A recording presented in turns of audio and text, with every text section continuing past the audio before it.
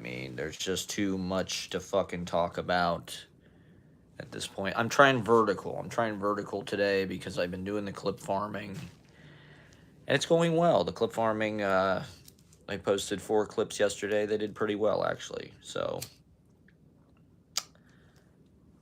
one of them got almost 80 likes.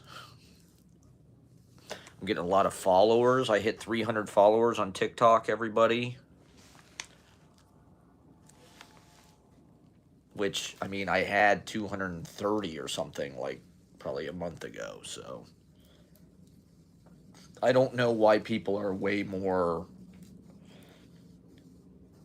eager to follow on TikTok. It's almost impossible to get anybody to follow you on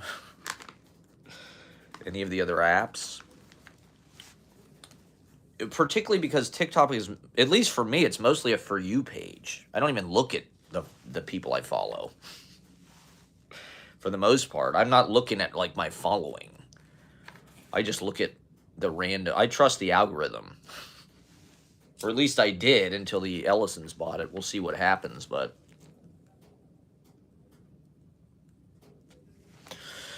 generally, I trust the algorithm on TikTok to deliver me content I didn't know I wanted.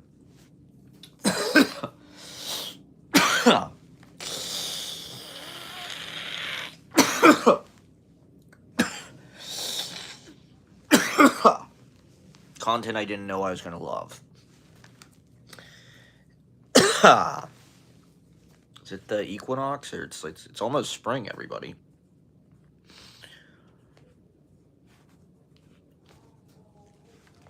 Enjoy it. Well, I'm really getting on because, I mean, Jesus Christ. This war is quickly spiraling out of control. And so I just need to get on. Well, I mean, a lot of people online, many people are saying that, and people have been saying this for like at least a month, about how it feels like 2020. It feels like right before COVID. It feels like that sort of eerie calm before the storm, where it's like, like with COVID, there was this sense it was like, oh, it's in China. You'd sort of hear rumblings about it, but it was like this, it hadn't really disrupted our lives. And so it didn't really, you're kind of disconnected from it or something. And then boom, all of a sudden it landed and just went off like a bomb in our whole fucking society. And I mean, it's hard not to think that is what's going to happen with this, honestly. What they're doing to all these fucking oil refineries and shit in the Middle East, and the desalination plants and the shipping, obviously, like, the cost of oil, they said it could go to $200 to $250 a barrel, which is like the most it's ever fucking been by far. They said it could go to $300 a barrel, in which case a gallon of gas would cost like $15. I mean, it's going to get more expensive to fly places.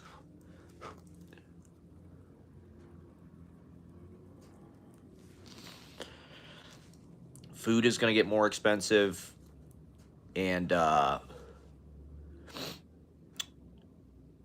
they've already shut this stuff off. They already shut off whatever. The natural gas, what is it, like? The fertilizer, a certain percentage of the world's. Because what is it? 25% of the world's oil goes through this fucking Strait of Hormuz. And so,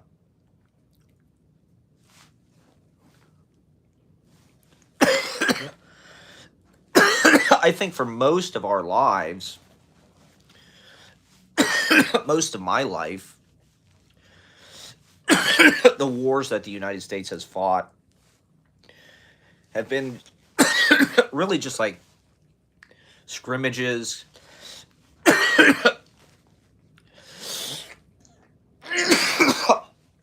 Almost like exhibitions. They're just like, it's almost like, I'm from Columbus, Ohio, went to Ohio State University, which is like routinely one of the top college football programs. Because what else is there out there? And, every year they have a couple games where they'll pay a small, that are like the first couple games, where they'll pay some small school a bunch of money to, like, basically get smeared by them. Basically just get completely destroyed. And so, like they'll play Appalachian State University and win, like, 70 to fucking 0 or something. And in exchange, Appalachian State gets like a bunch of money for some reason. Ohio State like pays them a bunch of money to get their ass whooped.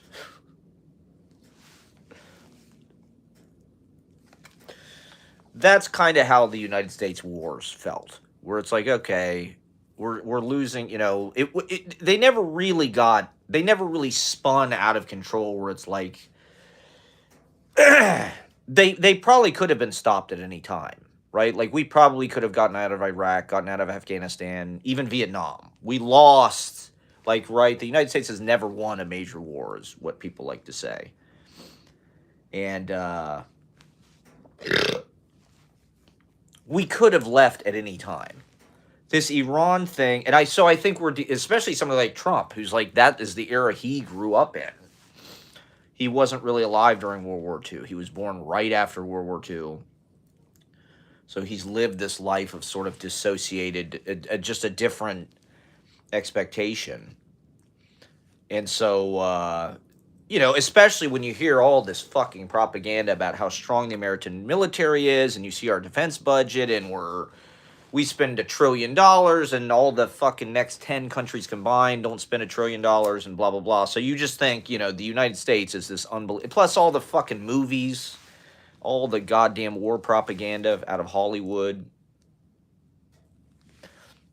wrestling, combat sports, video games, right? We talked about that the other day. The video games are now the fucking, like, war simulator they have been for a long time. Training the youth, training the men to, use joysticks.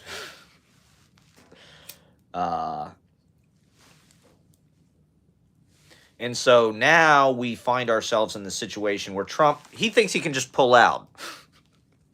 He thinks he can just hit and quit, because that's what he's always fucking done. He thinks he can just, like, roofie you, have his way with you, throw $300 on the bed, and leave. It's like, Iran is not going to let that happen. I think the people that led him into this knew that. Netanyahu, he's a useful idiot, just like Rogan, just like all of his fucking stooges. Trump is a useful idiot. And so, like everything, he didn't really think this through. He acted on his gut and his sort of intuition, like with everything. And and Netanyahu, basically, and his handlers, Putin. Trump was sent to destroy this country. This is modern warfare. Like, Trump, think about how fucking miserable he's made.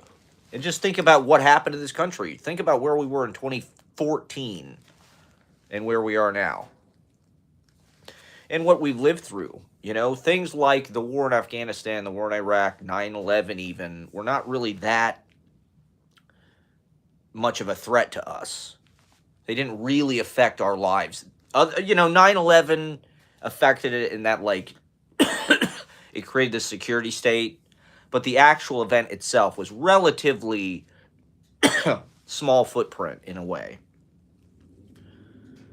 Whereas COVID and the response to it, and now this, gas prices. This is all the fucking, Americans can't actually care about, like, political anything. It's all just, like, gas prices. That's the only fucking thing anybody gave a shit about when they were voting. It's like, the price of eggs. The price of eggs is too damn high. We got to get Sleepy Joe out of there. Trump's the businessman, is going to go and lower the cost of everything. We're going to be winning. We're going to be winning so bad we can't even fucking handle it. How's that hopey changey thing working out for you? To paraphrase Sarah Palin, how's that price of eggsy thing working out for you? Add a Q&A sticker. Uh-oh. Bridgerton romance? Let's try it. Why not? I'm trying a Q&A sticker. I don't really know what that means. Bridgerton romance? What the fuck is that?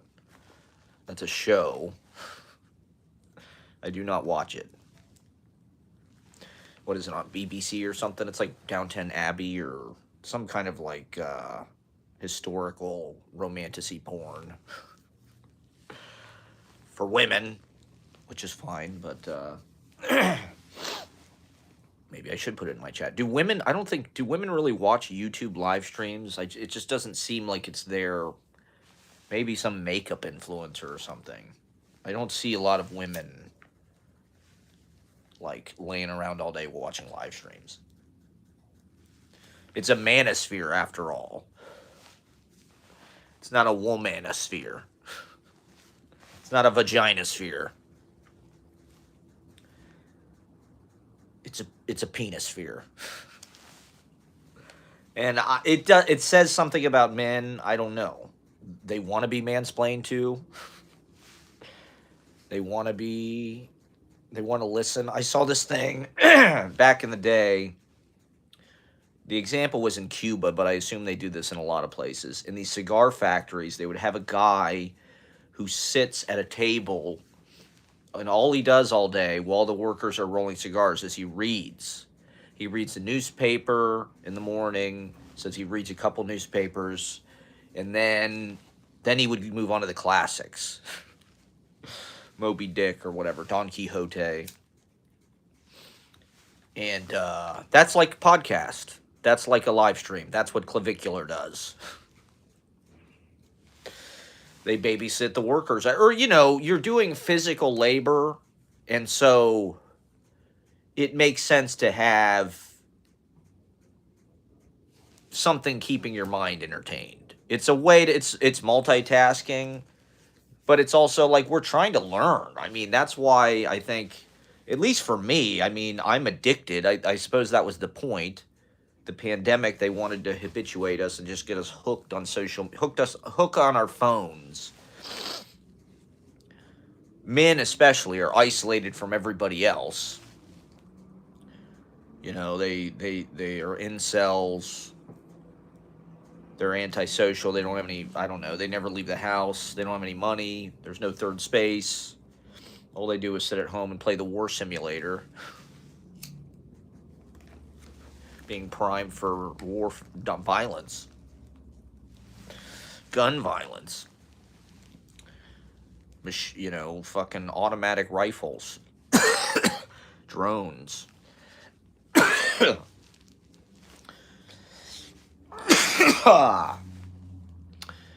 And, I don't know, men like to be alone, maybe. I spend most of my time alone, I would say. But it's also nice to have its accompaniment, or it makes you feel like you're not alone to have constant phone, radio. I mean, I literally, since the pandemic, and maybe even before that, it's just like constant. I've always got something on. Cornet. I watched this incredible movie, The Flowers of St. Francis. You got to see this fucking movie, The Flowers of St. Francis. It is phenomenal. It is one of the best movies ever made. I mean, it's super Catholic. But it's beautiful. It's poetic. Roberto Rossellini I've been kind of getting into. Paisan, I watched part of that the other day. It was also excellent. A lot of things come out of Rossellini. A lot of people attribute Rossellini, even the New Wave, Godard, Truffaut, they sort of started shooting in plein air because of Rossellini. I've never seen a fucking Rossellini movie until Paisan. And I just put it on because it's on YouTube while I was doing other shit. Because that's the miracle of the internet. It's just like infinite supply of everything. So I'm like, fuck. I heard Scorsese mention it, Paisan. And it's a World War II movie. A lot of Rossellini stuff, I think. Because he started right around that time. And he was filming literally in the rubble of these European cities. So it's, it's particularly fascinating now. Look at what world wars do. I mean, they fucking bomb these old buildings and shit. The cities of Europe are just full of rubble. And Paisan is about these GIs that go to Italy, and there's a lot of characters. I wasn't paying that much attention, but you could tell it was a serious movie. There was a lot going on. It was complicated narratively because it was like following, 7 or 8 different GIs and the people who live in the town, the native Italians. It's sort of about the GIs landing in fucking Sardinia or whatever, in the boot, and rescuing or whatever. And so anyway, I just put on this Flowers of St. Francis movie just sort of as a lark, just to see what it was about. And I was, there's certain things that just grip you. Ideally, I think that's what you're looking for in a piece of art. Most pieces of art you're just sort of trying on. That's why I'll put these movies on, because it's like, I won't necessarily commit to like my full attention to this unless it demands it. So it's like I'll be clip farming or writing poetry or typing, like I was typing my book. So it's just like, okay, let me put something on in the background. And if it's a really fucking good movie, you can't look away. It draws you in. And it's like, and it's a whole universe of a new language and cinematic kind of beauty or something, like The Leopard, Visconti was like that for me. And I've been lucky to see a lot of really amazing movies recently. Let me check my Letterboxd. But this Flowers of St. Francis, it was really special. As a Catholic, it sort of reminded me of the Pilgrim's Progress or the Lord's Prayer, whatever the hell it is they're doing in Franny and Zooey. Right? There's some religious book that they all sort of get obsessed with. And the ultimate goal of these characters is almost to be like monks or like saints or something. These Glass family, poet, intellectual, Columbia University, Morningside Height, like genius vaudevillians or whatever the hell they are. Irish, Jewish, dynasty of brilliant American whatever artists. Mystics, poet seers, saints, intellectual saints or something. And, I mean, it was amazing to me how much this movie kind of touched me. And, there was this interview with Kerouac where he was talking about he's a Catholic. He's into tenderness, piety, and I forget the other one he said. Tenderness, piety, and brotherhood, or I can't remember the third. But it's like that's kind of how this movie felt, Flowers of St. Francis. It was just such a gentle movie, and it really was kind of like the better side of religion. It's the better side of, but it's also a lot of, I don't know, I'm conflicted as I'm watching it because a lot of the movie is celebrating, like, okay, it's St. Francis of Assisi. So it's these Italian, whatever, medieval, I think it's like 1200, 1300 monks. And they're all like a gang. They had nothing to do, what the hell? So I'm thinking, it's all these dudes, right? It's all these men. And I'm like, this is sort of a crisis we're facing now. It's like, what do we do with all these men? These, these incels, they're on computers. They're on fucking podcasts, listening to fucking Stavi or whatever. Listening to goddamn Nick Mullen. And, this was one solution for that. At the time, I mean, could you imagine living in the fucking year 1230 or something? The movie starts, all these monks are in their robes, and they're walking down this muddy road, and it's just pouring rain. And so they're getting all fucking soaked, and it reminded me a little bit of Last Temptation of Christ. Last Temptation of Christ, it's just they're all Jesus and all the apostles just walking everywhere. They're just walking. That was, it's hard to believe. That was we basically had the same transportation for thousands of fucking years. People just walked everywhere. That was it. Maybe they had horses and like maybe a carriage. But like they didn't have propulsion until what, the fucking 1800s. It's insane. So this movie, they're just fucking walking. Jesus walked everywhere, right? Like David Berman says. So I'm immediately like, oh yeah, this is amazing. It's just a beautiful shot. They're walking up this road, and the road is all muddy. Apparently, the Vatican has selected this as one of their like top 45 like movies that they approve of or something. And I don't know. I would watch it with my grandma. I kept thinking about my grandma as I was watching. I was just like, she would love this fucking movie. Because it's very Catholic, but like not in it's all about tenderness and piety. But also there's this kind of element of like suffering.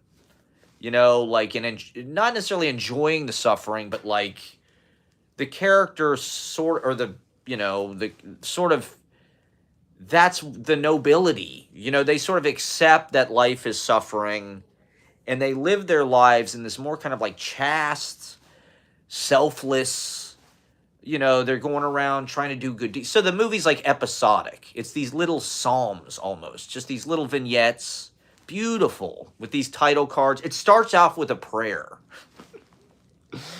The fucking title card comes on, and there's literally like this guy praying, and it sounds just like church growing up, and I'm like, I love this movie already. How has no one else ever did this? Like, I guarantee you Malick was super influenced by it. Scorsese has this sort of other side as like sort of a religious, like that movie with Andrew Garfield, Silence or whatever. Is Kundun sort of religious or mystical or something? Of course, Last Temptation of Christ. But other things. It reminded me of Pasolini a lot. It reminded me of that Decameron movie, the way it's episodic and just sort of like naturalistic. It's just all shot probably in the actual locations. Using, like, this was one of the things I think that Rossellini was an innovator of, or sort of how he influenced people, is he literally just went to the place with his equipment. It was not a sound stage. The sound, I think, is dubbed even in post. And so it's all, the lighting is incredible. Just like the texture of this movie, the flowers, the literal flowers in this movie are, it's one of the most beautiful movies ever made. I would watch it again right now. It's so profound, and it sort of teaches you about, like, I don't know. I've always been conflicted about it, because a part of me believes that religion is a way to sort of handicap the masses, the goyim. It's a way of getting us to accept suffering, to accept pain, and to live in this kind of like illusion of service or something. Like, I don't necessarily know that these are the people that are doing good deeds per se. Certainly not some of the more Christian conservative type megachurch people. But, I think, so, I don't know, is it a way of Catholicism? It's a sin. Anything that feels good is bad. You're going to go to hell. You got to go say the fucking Our Father and go do 40 Hail Marys or whatever. Go to confession. You got to do Lent. It's all about Jesus getting his ass beat. Think about the Last Temptation of Christ and how fucking much of a torture porn that is. And it's all just like S&M almost. It's like glorifying pain and suffering. And so I'm a little conflicted about it. Because generally the people that get ahead, and this world is really all we know. We don't know that there's a heaven or a hell, or... I like the principles of a lot of it. do unto others, I think, is a good rule, but that can be interpreted a lot of different ways, depending on who the hell is doing unto. Trump's idea of doing unto others, I don't know if he has that idea. That's not really in his matrix of options, personality. Like Trump not is someone who does not live by the Ten Commandments or these principles of sort of meekness, tenderness, and piety. Whereas this movie is sort of a celebration of volunteering to sort of like be this sort of like in service to humanity or something, and take a vow of poverty, right? Like that's a Catholic thing. I'm going to take a vow of poverty. Like Jesus Christ, I couldn't imagine anything less Trump's America. I mean, most of us have taken a vow of poverty sort of involuntarily because of the fucking cost of living. But is Catholicism just a way of getting us to swallow that? A way of getting us to be the slave class, there's master and slave. I really do think there are two personalities types. And I wish we could live outside of the master dynamic, but it seems like certain people want it. Certain people want to be told what to do. They like being domed. They want to, their bottoms or whatever, they want to be topped. They want to have everything planned out for them, and they want it all to make sense. And Christianity, whatever, gives rules. If you do these things, you go to heaven. Follow these simple rules that Oily Josh put together, and you get to go to, infinite fun land. You get out of all this shit. And from what I've seen, basically to accomplish anything, you kind of need to break the rules a little bit, or I don't know. It's just like our world is designed to be as cruel as possible or as tantalizing as possible. Why is all the food that tastes good kill us? Cigarettes kill you. Alcohol kills you. Drugs are bad. Fentanyl. Whatever the hell it is. Sex.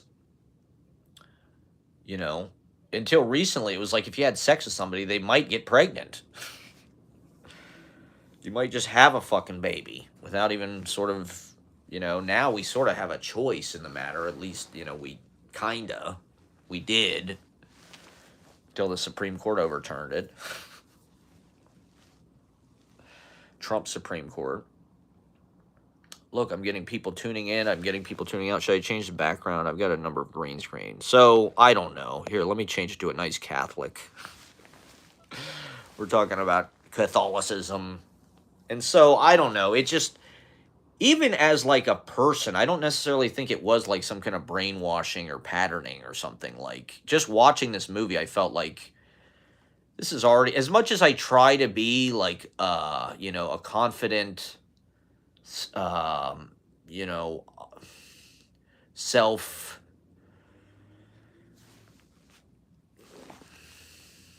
enforcing, kind of like have an agency. Like the open mic is a way of sort of doing both, where it's like it's an enterprise. You're putting yourself out of your comfort zone. You're sort of like, it's not always cut and dried what the best moral decision to make is, as far as, how to make it fair for everybody or whatever. But it's also like, it is a form of service in a way. Like, I mean, not to fucking, and I am compensated for it, but like, I do a lot to like platform a lot of fucking people. And not that that's it, not only that, but it's also about turning people on, getting them to do their best performance, getting them to be as creative as possible, getting people to really like. And so with open mics, you see people that are disciplined, that are out there, that are focused on like self enterprise, self betterment. America, so much about like business and commerce and being an entrepreneur and sort of like building something. And I mean, capitalism, is a sort of dog eat dog, competitive, fucking hostile. And so, I mean, in a certain way, I do believe that the fabric of society or the way that we should live is more like that Catholic or thing where it's like, yeah, live in service to others. What's wrong with a vow of poverty? I mean, is that scarcity mindset the vow of poverty? It's certainly not capitalism, really. Or, I mean, most of the losers. That's how they get you to be a loser. If you believe this shit, Trump wouldn't even put his hand on the Bible when he was sworn in. He did not even put his fucking hand on the Bible. It probably would have burned him or something. Like Dracula and garlic. I don't think Dracula, or it's a cross. What happens when Dracula sees a Bible? He probably wouldn't put his hand on it either. And so I don't know. I mean, I don't think you ever. Is that cultural conditioning? Whatever tribe we're a part of, whether it's Judaism, Christianity, Islam. People that don't necessarily practice Judaism. There's something about them that like retains whatever those qualities are. Same with Catholics. It's like you can be sort of a lapsed Catholic, but is that something that's indoctrinated in you? I don't know. To me, I felt the glory. Prayer and quietness. A lot of this movie is about like quietness, silence.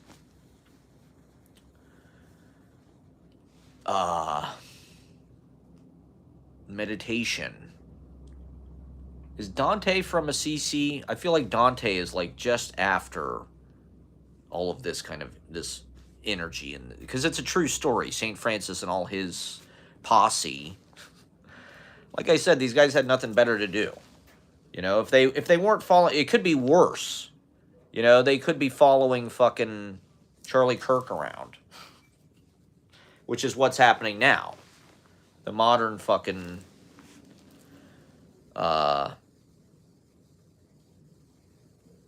preachers. That was one part of this. There's episodes. I think is it 9 episodes? It's about an hour and a half. It's a short movie. And on location sound, on location equipment. And there's one section where they cook this big stew, I think, or something. They have this giant fucking pot. Fellini co-wrote the script, which is kind of amazing. I was looking at it, I was like, this is such a Pasolini thing, but apparently Fellini co-wrote it, which is, you can feel his sense of humor in it, but it's very religious.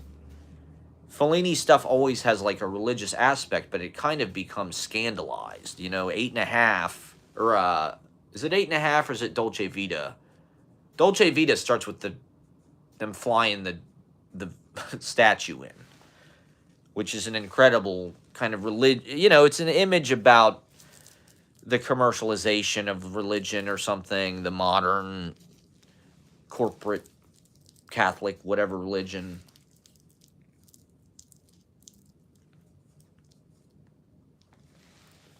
Business, show business.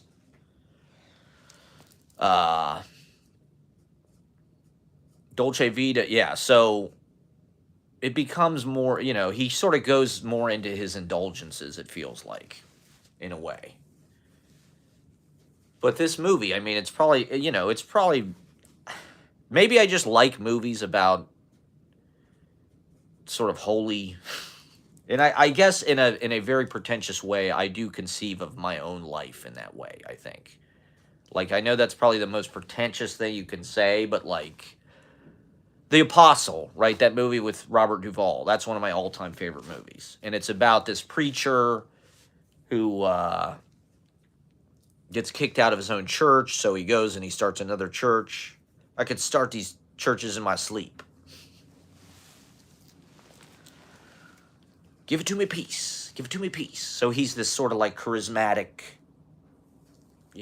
pastor, community leader or something. But the idea is he's doing it sort of to people need it. I don't know. People need sort of a centralized and I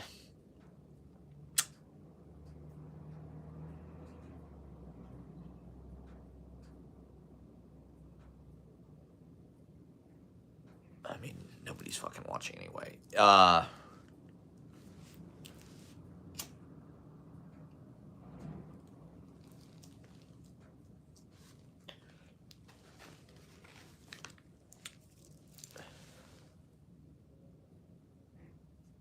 So maybe I don't know, maybe I just like that self-important feeling, martyr complex, or like self-righteous, like if we live morally pure, it's like this thing, I'm spiritual but not religious. I think everybody, and we're living in a very spiritual time, I feel like, I mean,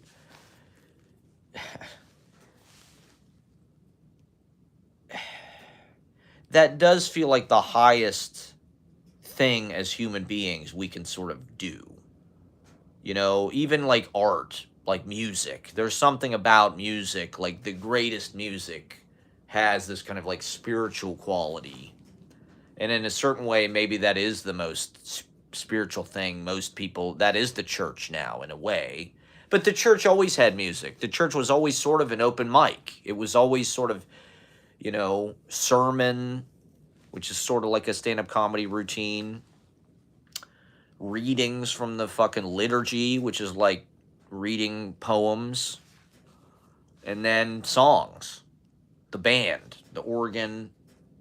Now they've got a fucking, they got a whole fucking band, a lot of them. They probably have fucking DJs and shit now.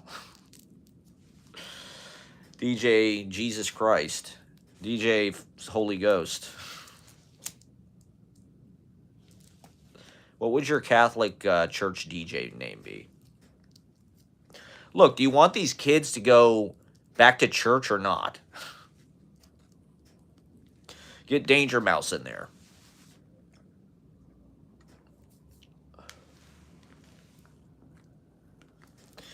Get fucking, I don't know, Cardi B in there. What's the newest fucking music? Get Cameron Winter in there.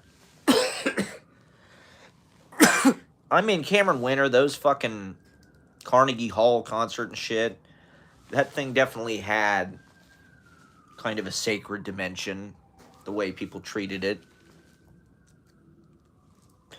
And I don't know, I do think artists are sort of like the real holy.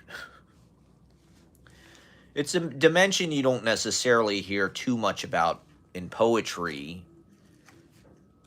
But I think things like the Beats, right? Kerouac or Howl has that whole holy, holy, holy, holy, the ass is holy, whatever the hell he says. The book is holy, the world is holy. I don't remember what the hell what's holy, but that was sort of their aspiration. I think beatific, right? They looked at themselves as these sort of fellaheen, taking a vow of poverty in a way, but living these spiritual lives of digging the world, traveling, having experiences, meditating, tenderness and piety. I mean, Kerouac is full of Buddhism, but also Catholicism, references to all kinds of obscure Laodiceans. What the hell is a Laodicean? It's something from the Bible, right? The Day of the Laodiceans. Let me look it up real fast. What the hell a Laodicean is. Laodicean Church, early Christian community in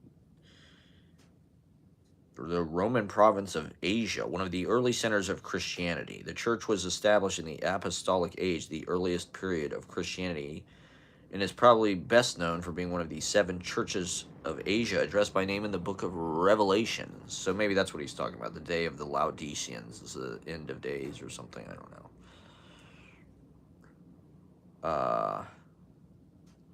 So there you go. It's from fucking the book of Revelations. Like a lot of fucking literature. You know, Walt Whitman. Even Gertrude Stein. I think you could say is coming out of biblical sort of religious texts. You know, a lot of Gertrude Stein's repetitiveness and sort of like, I don't know, spoken, like all those, and Abraham begat so and so, and they begat so and so, and they begat, you know, there's these lists that just sort of become machine language almost. Or there's something mystical about the way the repetition makes it kind of like more powerful, or you know, it just makes it there's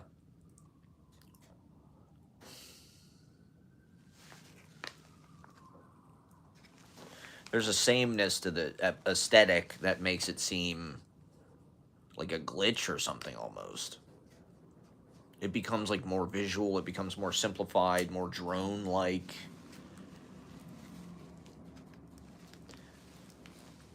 It's not really something that you can totally, it's more speech like, or it's a chain.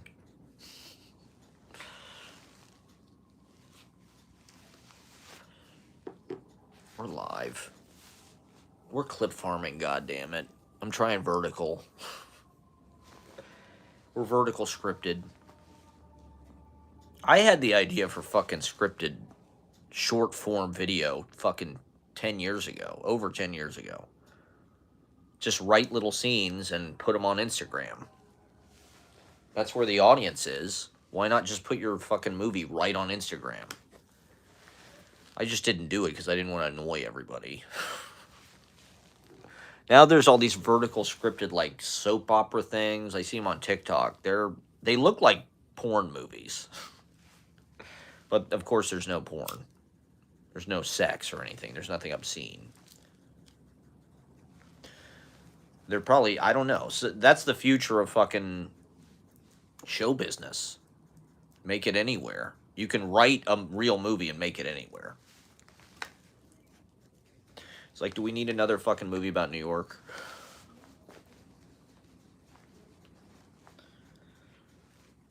We could use a real movie about Columbus, Ohio, though. So, yeah, holiness. Flowers of St. Francis. We're living, it's always felt in my lifetime like we're living in this battle between good and evil. And I do judge people in that way. I hate to say it, but there are certain people that I'm not totally sure what their fucking,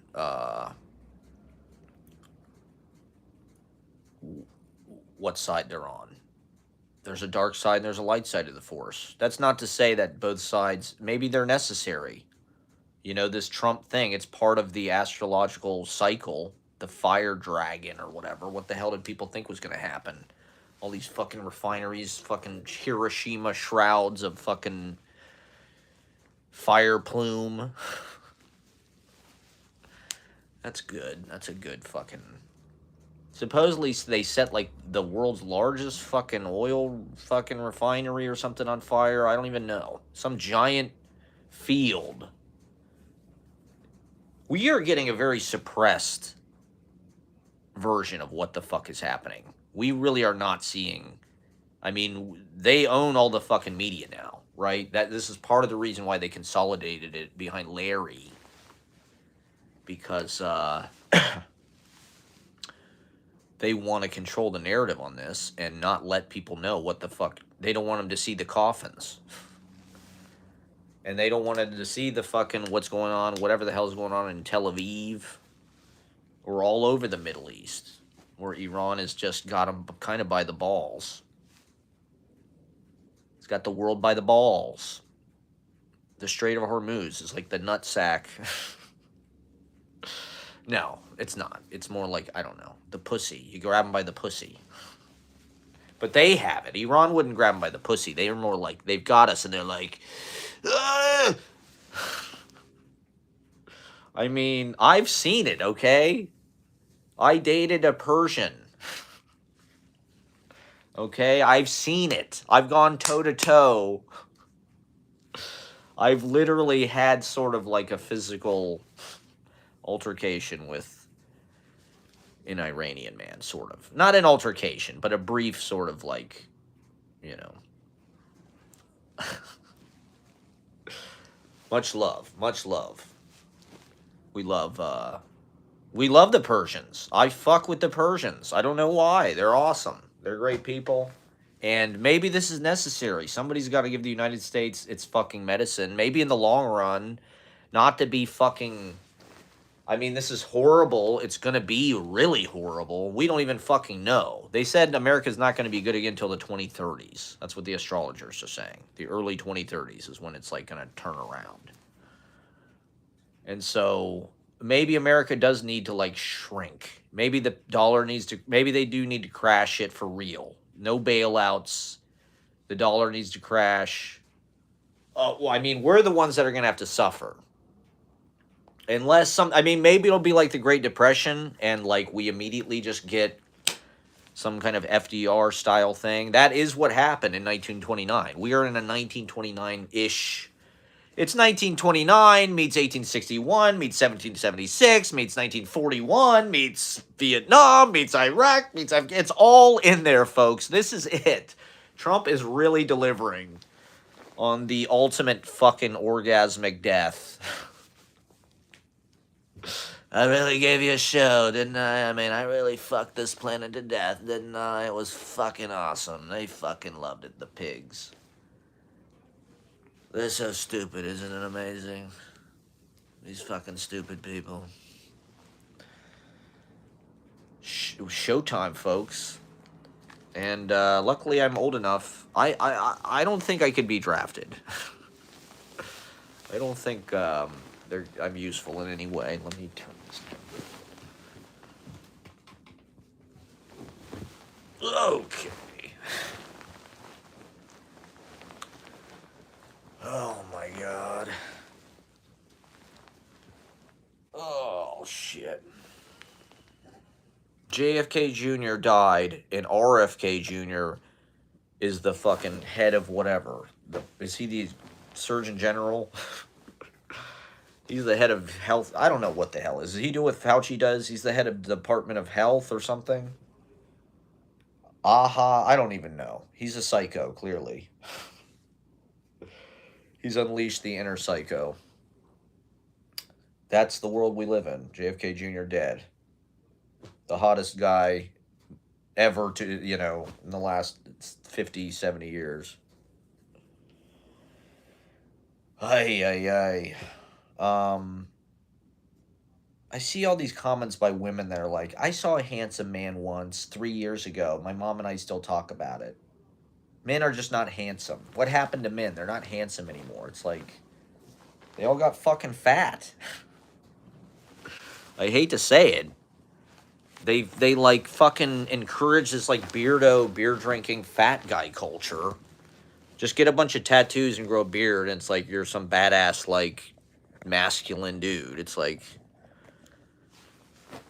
you encourage this with your body positivity. I don't know if you noticed, but there's a number of reasons for that. It's like men are not taking care of themselves. They're just sort of isolating, self-medicating, not really developing, but they're not really able to. It's hard to get a job. It's hard to, stay sane in the modern fucking social media manipulation algorithm climate. They control all of us with our phone addictions. And with the algorithm and with the fucking propaganda they want us to see.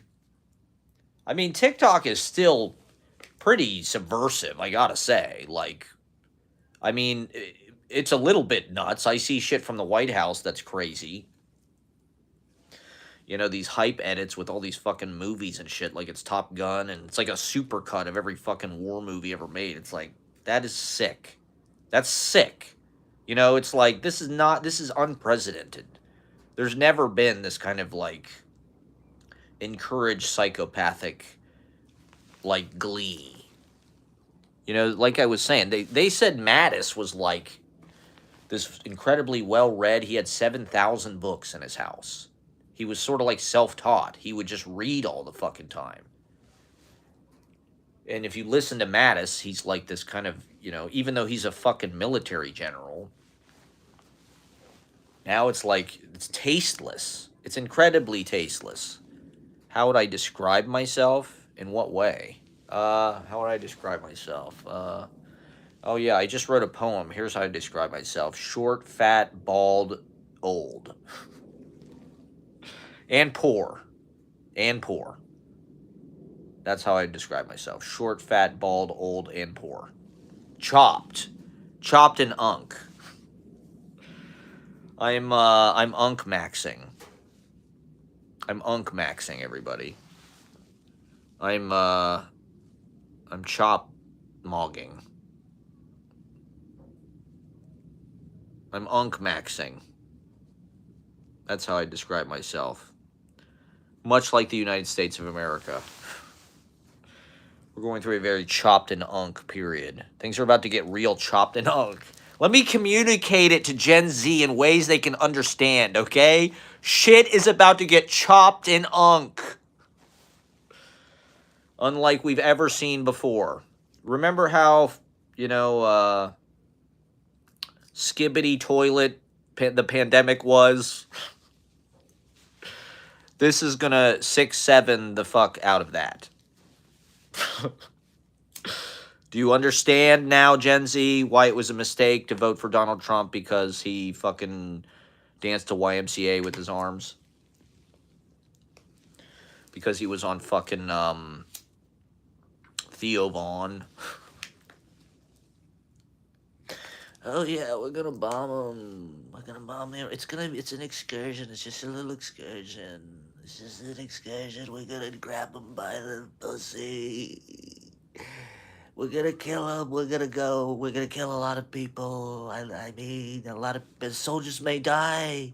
People die in war. People die in a war. You know, we're hitting them very hard. They pounding us. I mean, we're really pounding them. We're really pounding them. We're pounding them very hard. We're hitting them from behind.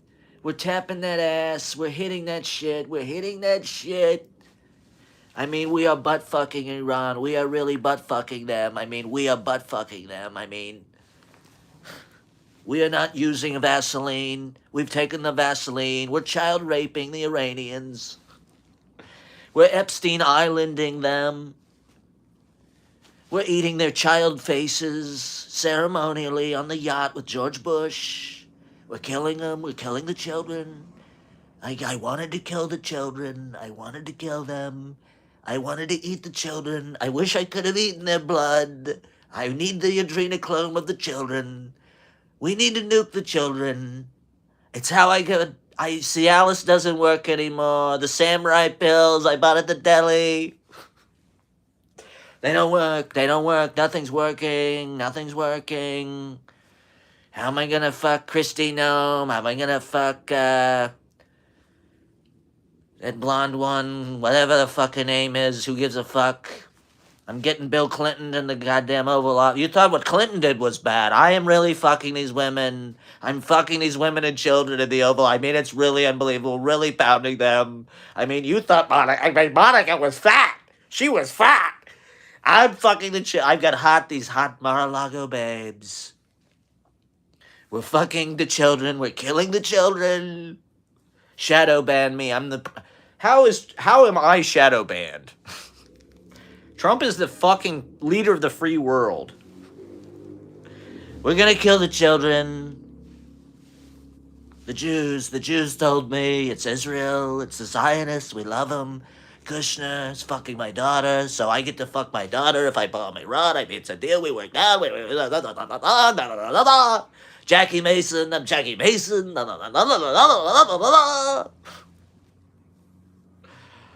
It's gonna be my new live stream. Did my viewer leave? I mean, come on. That is getting clipped. Just clip it now. How do I do it? I'm doing it right now. Yeah, there we go. How the fuck am I shadow banned? I have no idea. I saw this thing, and not to spread, I mean, Jesus Christ, I don't know. The Free Palestine people were right, because calling attention to the Israel shit is kind of the most important thing. They led us into this, and Trump has been working for them the whole time. I think there probably is a lot of collusion between Russia and Israel, and they're all kind of working together. And we're fucking the children. We're gonna fuck the Palestinian children's graves. We're gonna pound them. I mean, we're really pounding them. I mean, I was really pounding it. I was pounding it. I was really pounding it. I said, this girl's only 12. I said, how old are you again? And then I slapped her in the face. Look, it's dark. You people don't want to face the truth, okay? You want your fucking comedy. It's so goddamn funny, isn't it? I should just do my Trump act. I should go to fucking Grizzly Pear and do my Trump act. I bet they'd love it. They'd fucking love it. They'd love it. They'd fucking love it. I was talking to the ghost of John F. Kennedy. He said, bomb Iran. He said, I'm cool with it. I was talking to an ex-president. You haven't met Lyndon Johnson? His dick is this long. Trump has acted. He said some ex-president told him that he should have gone into Iran, but he's got TDS, so implying he's a Democrat. It's like Trump is hallucinating that like Harry Truman is talking to him or something. I believe that. I mean, I do think Trump think he had a conversation with Harry Truman. Truman's like, yeah, bomb those goddamn Arabs. It's what I did. What this world needs is a good nuking. These people need to shut the fuck up. These pussy Gen Z kids need to grow the fuck up. I mean, that's what my Trumper boss said. He was like, a war provides levity. You know, these kids, these Gen Z kids are immature. They're not growing up. They need to be mobilized. They need to be put to good use. Put them through a fucking war. That'll whip their ass into shape. That'll get this fucking economy going. I mean, I hope he tacos. I hope the fuck he tacos. It's going to be very painful. I mean, at the very least, I think Iran definitely is going to twist consumer arm in this country until the election. They know that that's what would make Trump suffer, is the midterms. They need to keep the economy in this country. I mean, I don't necessarily know that they do want to punish just like American consumer. It does seem like Iran's retribution is pretty targeted and pretty justified. Maybe I shouldn't say that on the internet. Is Homeland Security watching this? I mean, make no mistake, we are against this fucking war. It's insanity. It's fucking insanity. And the idea that it could be worse than COVID is crazy to me.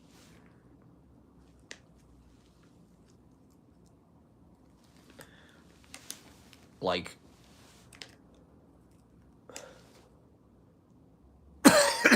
what's the lockdown going to be like this time?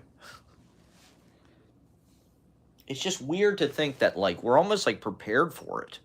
We've been through it once before. If they put us in lockdown again, it would just be like, okay, I'll just go back to what I was doing in 2020. I'll just be on fucking Zoom all day. Watching YouTube. And so if the price of gasoline goes up to $15 a gallon, that means traveling is going to get incredibly expensive. Flying anywhere, driving, and so in that sense, that'll fucking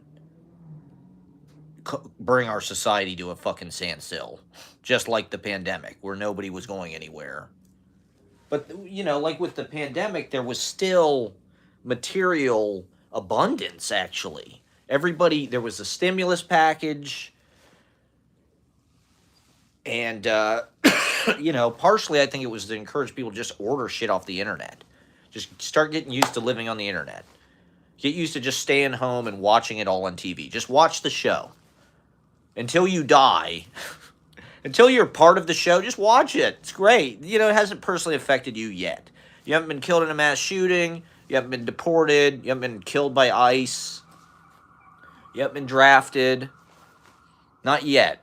So it's pretty badass, right? It's a pretty good show. Pretty fucking good show. Big explosions. Real fear. This might actually fuck us up. I think people they want an interruption. They want the society to collapse because they think there's something better that's going to happen. And maybe in 5 years there will be something better. Maybe this is just like the crisis. I don't really think that way, but maybe that's part of what makes me just like not an alpha male type. Like confrontation, facing things head on, bringing things to a crisis, telling the truth, saying no, having boundaries, or I don't know if that's one, but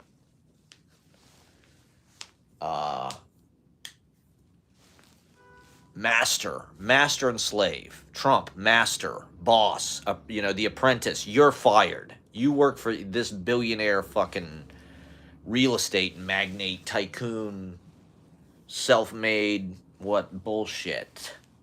Bullshit. And we're all just like, please, sir, please hire me. Please, Les Wexner, please hire me to make videos for you. I don't want to go work in the restaurant. Please don't make me go work in Schrader's Garden Center again, please. I would love to make $30 an hour to film women in their underwear. Please, God. Yeah, I like Les Wexner. He's all right. Who gives a shit? Who gives a shit about fucking Trump and the Epstein files? We're making money. We're making more fucking money. This is good for us.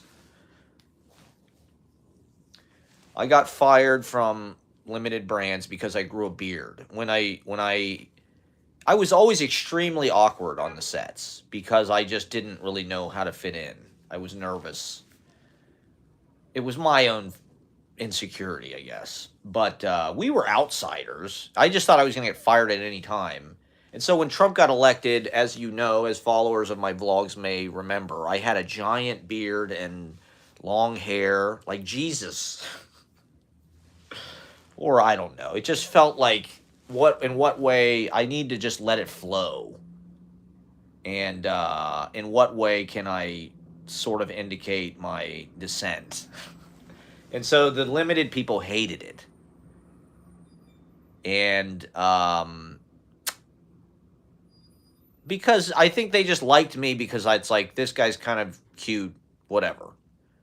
He does a good job. He stays out of the way. He's quiet. He's whatever. He's handsome or whatever. Something like that.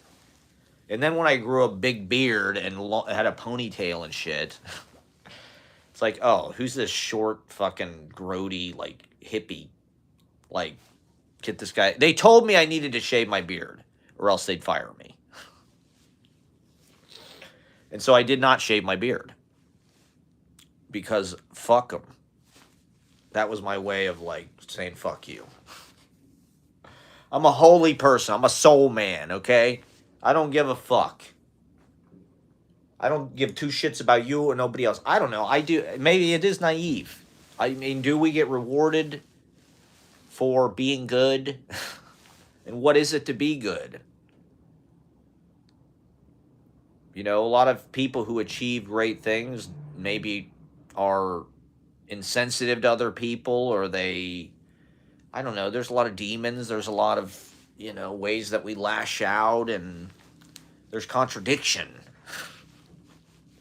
Like that character in The Apostle. He's the pastor or whatever, but he's got plenty of vices, and he's sort of a devil. That's part of his charisma. He wears those sunglasses, and he's got that Holy Ghost power, and women like it. And everybody likes it. Everybody gets fired up. It's sinful. It's sinful. It's bad. It's bad. It's very bad. Iraq, Afghanistan, Vietnam, WW2, WWI, Civil War, War of 1812, Cuban Missile Crisis, Spanish-American War. It's all in there, people. This is like all of the karma. The genocide of the natives, Gaza.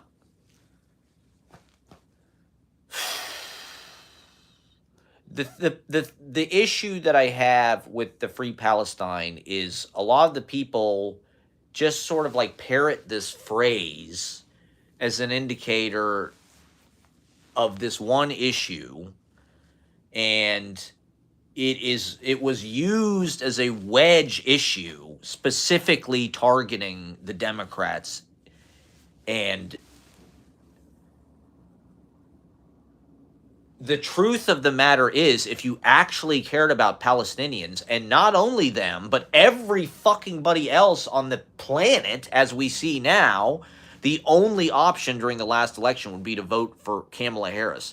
Not because she's perfect, not because she's even a fucking good candidate. It's because things were not going that bad. And if you thought Trump was going to be better, you're just not paying attention. So why the fuck are you so Free Palestine? Because, like, if you knew anything about Trump, you know he's been working for Israel the whole fucking time.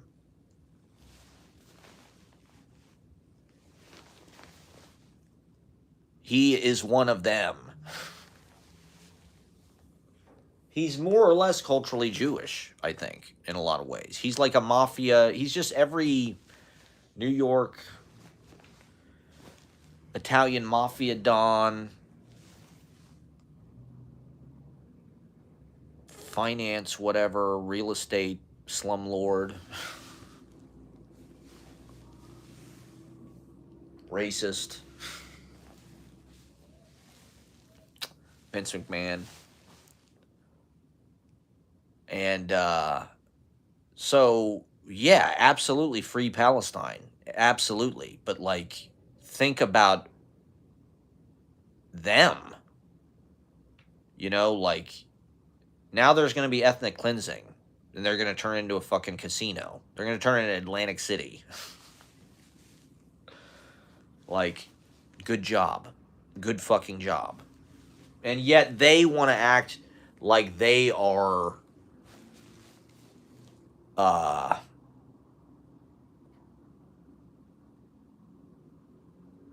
more politically engaged or something, or more on the correct. We are choosing discourse, they are choosing liberation. Just overthrow the state.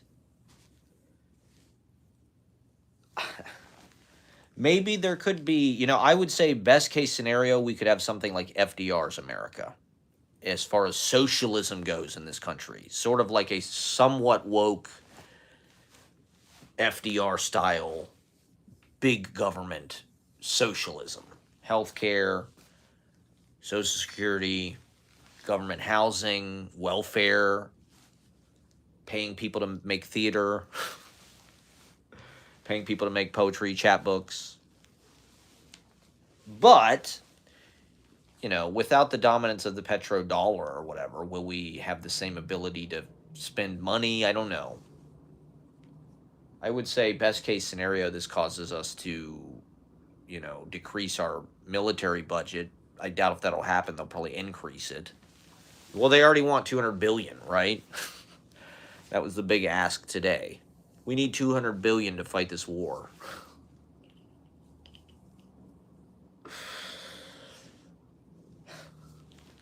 These were the people that were saying, like, we don't want to fight these endless wars that cost us money. We want to spend our money here. I mean, that was literally every fucking thing they said during their campaign. Like, we knew they were lying. We fucking knew they were lying. If you thought Trump was the anti-war candidate, you are an idiot. You're gullible. You know, which is not necessarily a bad quality. We shouldn't shame these people if they're willing to realize, you know, like, well, I don't know. I mean, it's a stain. To me, it's a stain. If you enabled this, if you didn't take it seriously, I mean, part of Trump's whole thing is making it just seem like entertainment. You know, everything he does is just a show. He's just a comedian. Let's get Tony Hinchcliffe up there at the fucking political rally. Let's make funny AI videos about it. Let's make hype edits glorifying the war, just stealing intellectual property from Hollywood. Fuck them. We're not even going to ask them. Gamification. Just turn it into social media posts. Who can get the most engagement? Who can get the most views? But they're fucking like, it's really evil. You know, having any kind of frivolous attitude towards what is going on, especially in the war, I think is incredibly wrong. And it's part of, they're desensitizing people. I don't know if it worked. How many people does that work on? How many people? It doesn't seem like it does work on a lot of people. How many people really think it is a video game? Or, oh shit, I didn't want to do that. I wanted to do this. I'm so glad they brought this green screen back. I was wondering what they did with this. Oh yeah, let me put this up.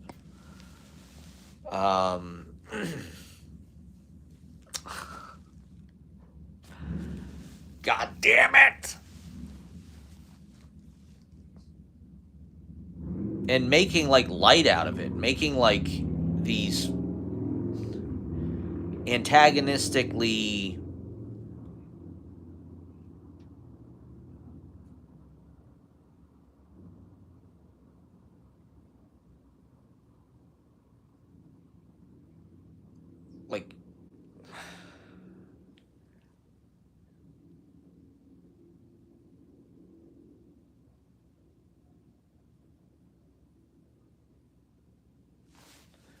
like irreverent. It's like, fuck you. We're gonna just make it seem like we're doing this badass thing, and we're gonna try to spin it with our like Fox News rhetoric. Epic fury. We're gonna just rain. I mean, you know, when I was live streaming during the pandemic, I was continuously blown away that everybody I engaged with in the chat was a Trumper. Pretty much. Pretty much everybody who watched my live stream, who was just like a rando on the internet who wanted to chat. And a lot of them were kids. Or, you know, high schoolers or whatever. I was just live streaming. I was on Twitch for a little while, and there were these kids in Atlanta.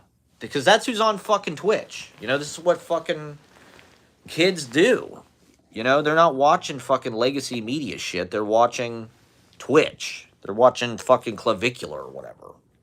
I don't even know who the cool streamers are, but I'd like to believe that there's somebody out there in middle America who's just like an aspiring kind of artist hipster kid who would see my content and be like, this is pretty cool, actually. This is like an artisanal version of like lifestyle slop that everybody does now, where it's like day in the life videos or live stream, whatever, punditry.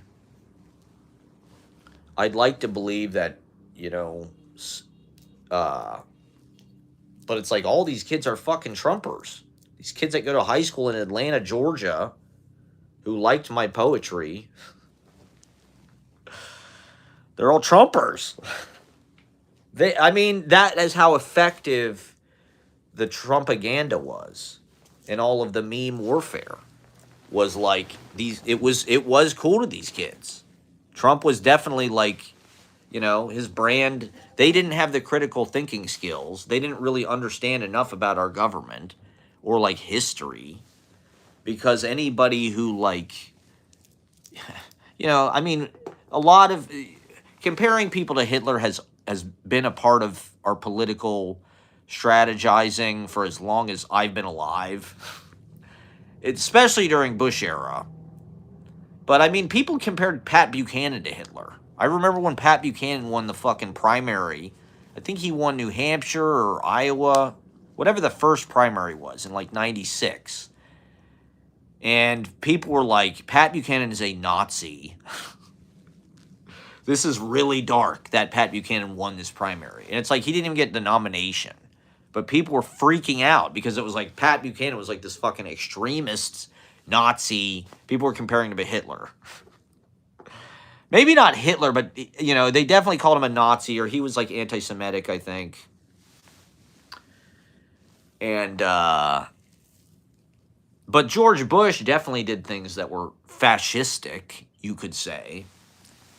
And the Republican Party has gotten more and more fascistic. And they've gotten sort of better at hiding it. Or like Trump, it's like that's not at all what people, they don't, his platform that he ran on was an illusion. It was a complete lie. Everything he ran on was a total lie. And everybody sees that now.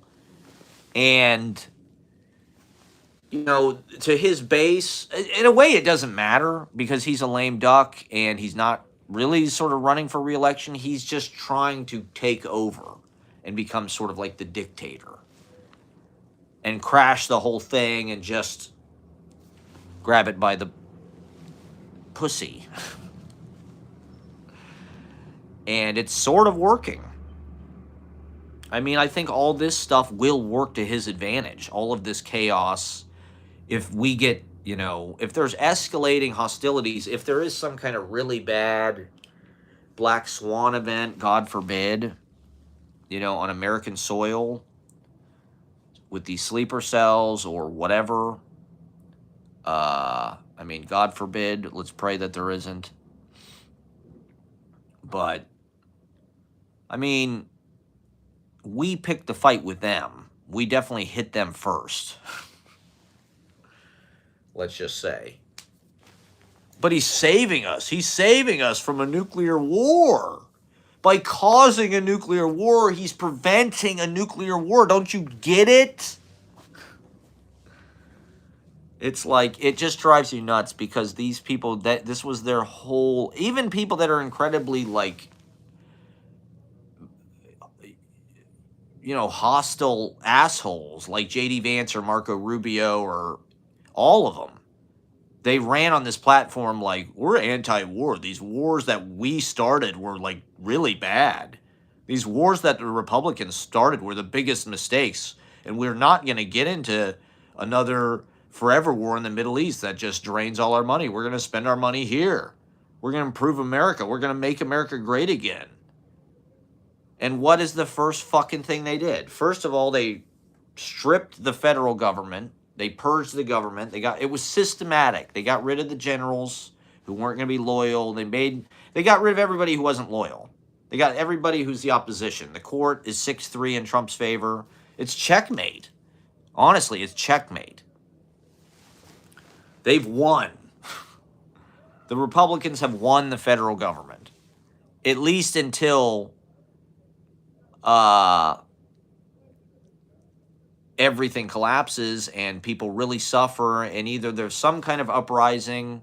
It's amazing the way the American people are not fighting back. There's no resistance. During Trump's first term, that was all you fucking heard about. Resistance, resistance, resistance. Maybe the media's just silencing it now. Maybe it's just another thing that they're putting a lid on. But like, there are all these fucking protests and shit. No kings doesn't really seem to do any good. I don't know when these people are going to put their money where their mouth is and like quit their jobs. You know, it's getting to the point where like you can't even. You know, I posted this meme the other day. It was like, you know, in 2006, I had a corner apartment, water views, $700 a month, studio. Now the same apartment, $2,700 a month. The apartment I could afford as a waiter when I was 20 or whatever in 2007, 20 years later, now I'm a lawyer and I can barely afford it. Now I have to be a lawyer to be able to afford it. It's like that is a huge fucking step backwards for everybody in this country, except the extremely wealthy. Everybody else has had a tremendously degraded quality of living over the last, particularly since Trump came into our lives. It's pretty much a corollary, I would say. When shit really started to get bad was like 2016. That's when shit began to get more expensive. And it guarantee you it's because of shit Trump enabled, shit that he did, little changes he made here and there in tax code, whatever. And just like seizing the opportunity through tech, getting tech on board, using tech as this sort of weapon in the hostile takeover of literally every fucking business, housing, real estate, taxi business, whatever the hell it is. It's all a fucking app now. It's all fucking, you know, media. You know, the legacy media, I think that was something that they would have covered, like the No Kings protests. And I need water. Fuck. Ugh. Now, like I said, I'm still surprised that my TikTok algorithm is still pretty good, actually, with like pretty subversive content that is, you know, educating me against this war. A lot of interesting points of view, a lot of firsthand, you know, like I am seeing what footage there is of giant fucking oil refineries on fire. It's truly apocalyptic. You know, I don't think it's ever been like that. I don't think they've ever set an oil refinery this big on fire. And, you know, somebody was comparing the stoppage to like Chernobyl, like the amount of destruction this could cause. It's going to be a ripple effect. I think there is some truth to the idea that we are living in the period right before the pandemic. You know, like it's eerily kind of the same time, right on schedule, you know, mid March, beginning of, you know, end of March, beginning of April. Are they going to lock us down? Like I said, we did it once before. We're kind of prepared for it, but people will fight it. I don't think there'll be a lockdown, but I think there will be like people are talking about food and fuel rationing. Will Trump know how to do that? Will this government actually? I don't think so. You know, they cut all the US aid stuff. They cut all the Doge. They doged all the federal employees. Now they want to spend $200 billion on a war they said they weren't going to get into. Like, at what point do people, like, it's going to be too late when the AI hits, which is impending. How are we going to fight for our right to be alive? You know, we're human beings. We have a right to life, liberty, and the pursuit of happiness, according to the fucking whatever Declaration of Independence, Constitution. We the people. Uh,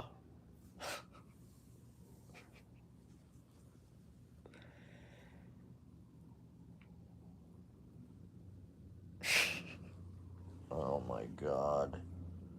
But I think this is going to be devastating. Best case scenario, they back off on it now, and somehow they reopen this goddamn canal. But there's certain things we've already lost. This petrodollar thing, like they're already trading. I don't think that's going to go away. The idea that they're going to they're going to trade the only ships that can pass through are going to have to do their trade in Chinese yuan. I think that is, well, the way they're talking about it, and this is no surprise. I mean, it's this Strait of Hormuz. It's a orifice, and we know how Trump feels about orifices. They're just his to do whatever he wants with.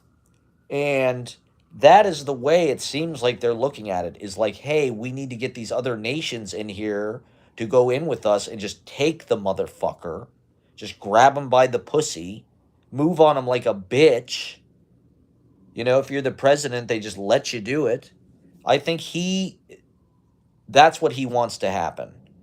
You know, that's why they've been prepping us with all this military rhetoric about how we need to be hard asses and, you know, we got to purge the military of all the woke bullshit because we need to treat it like it's some fucking, you know, World War II movie or something. It's Das Boot, or that's not World War II, is it? You know, it's fucking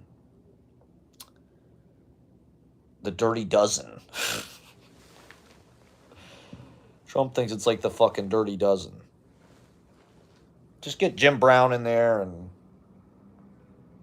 Kid Cassavetes. He's real psycho. I like that guy. He's real nuts. He'll do some crazy shit. Give the psychos all of the power and let's send them in there. Let's just take the motherfucker. Well, what? They're putting mines in the Straits of... Like, it's just going to escalate, right? It's an escalation trap. It's not... That's what he doesn't understand. He doesn't... He's been in a bubble his whole life of sycophancy and comfort and luxury. And he fires anybody who's like disloyal, who won't wear his shoes, who basically disagrees with him or, you know, hurts his narcissistic ego, slights him, doesn't just make him sort of the center of attention or whatever. Just look at him with awe. I mean, goddamn. I couldn't imagine seeing Donald Trump. I could not imagine, like, actually coming, like, face to face with the guy. It's just, it's so... Like, I don't get how people didn't understand immediately that this was going to destroy all of our lives. Like, this is why we were Orange Man bad, okay? Because Orange Man bad. Orange Man bad. Orange Man very, very bad. Orange Man very, very, very bad. And, you know, best case scenario, I guess, it's the kind of people that just think, yeah, this is tough love on the bloat of the federal government. I didn't really believe that. And if you've been paying attention at all, and if you're politically literate in any way, you see that the Republicans are the one that have been forcing the government to the right all since I've been alive. You can directly trace the decay of our lifestyle to their policy making. 100%, starting with Reagan and trickle-down economics and neoliberalism, all the way into Bush, Patriot Act, Forever Wars, Islamophobia, terrorism, global war on terror. You know, Hitler fought in World War One. And a lot of those people had, like, you know, it wasn't their first rodeo. Iraq and Afghanistan, like, a lot of people were in those fucking wars. And yet, it comes back. You know, this is like those wars on steroids. And, you know,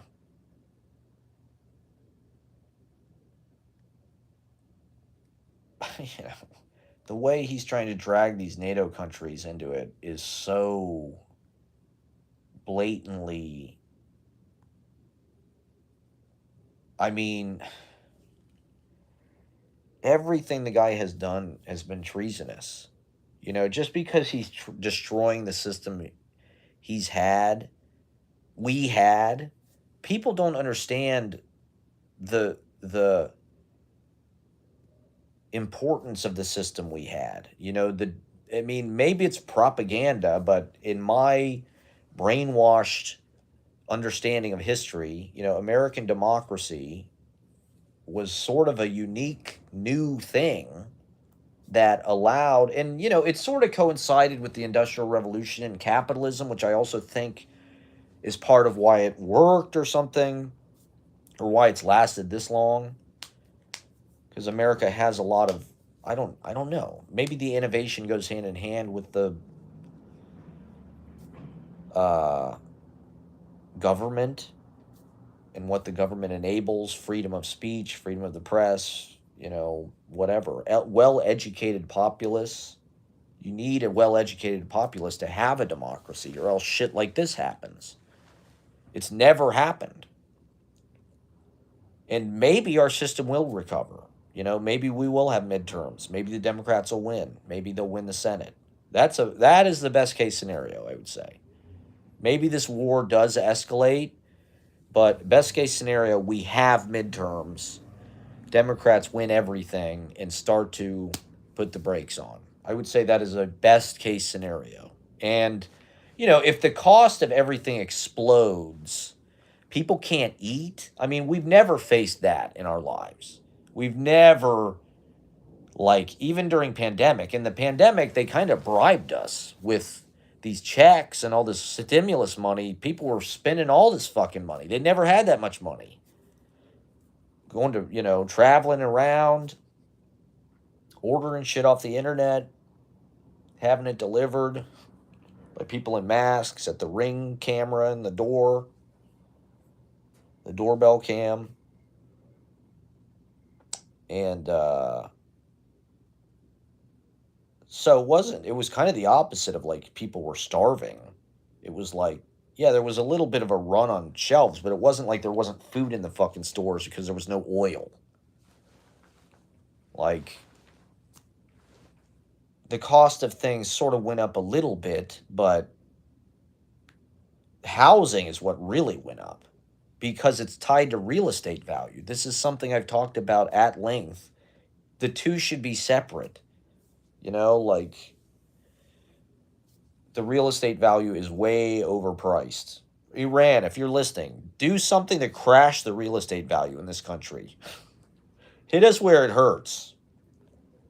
I think they're smart enough they could do it. Iran, if you're listening out there, crash the United States real estate market. It would be doing us a huge favor, honestly, because rich people would lose a lot of their wealth and poor people would be able to afford shit again.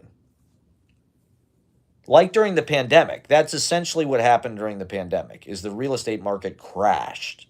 Suddenly everybody wanted to get the fuck out of New York City, so prices went down to like what they actually should be. Like you could get an apartment for like, you know, $800 a month or something. Or at least like, you know, a room in Manhattan. It's like that never really fucking happened before. Everything just goes up, up, up, up, up. Iran, crash the bubble. Death to America. Matt Proctor's chanting death to America on his live streams. I mean, death to Trump's America. That's for goddamn sure. I mean, do you think Netanyahu is dead? There is a rumor, and maybe this is just Twitter slop, but the rumor is that Netanyahu is dead. And there's these AI videos. They are real weird. They really don't seem, they have uncanny valley, let's say, qualities. They look like they were taken in some kind of like CGI afterlife or something. They're really strange. Netanyahu's like at fucking Starbucks or something with 6 fingers. It's like, this is fucking bizarre. Welcome to the Armageddon. The mark of the beast. The cyber dystopia. So, I don't know. Apparently, he hasn't appeared publicly since, like, I don't even know, March 7th or something. And so, the rumor is that the Iranians fucking wiped his ass off the map. Which, honestly, I just think, that would be just better, if they could take care of our little problem here.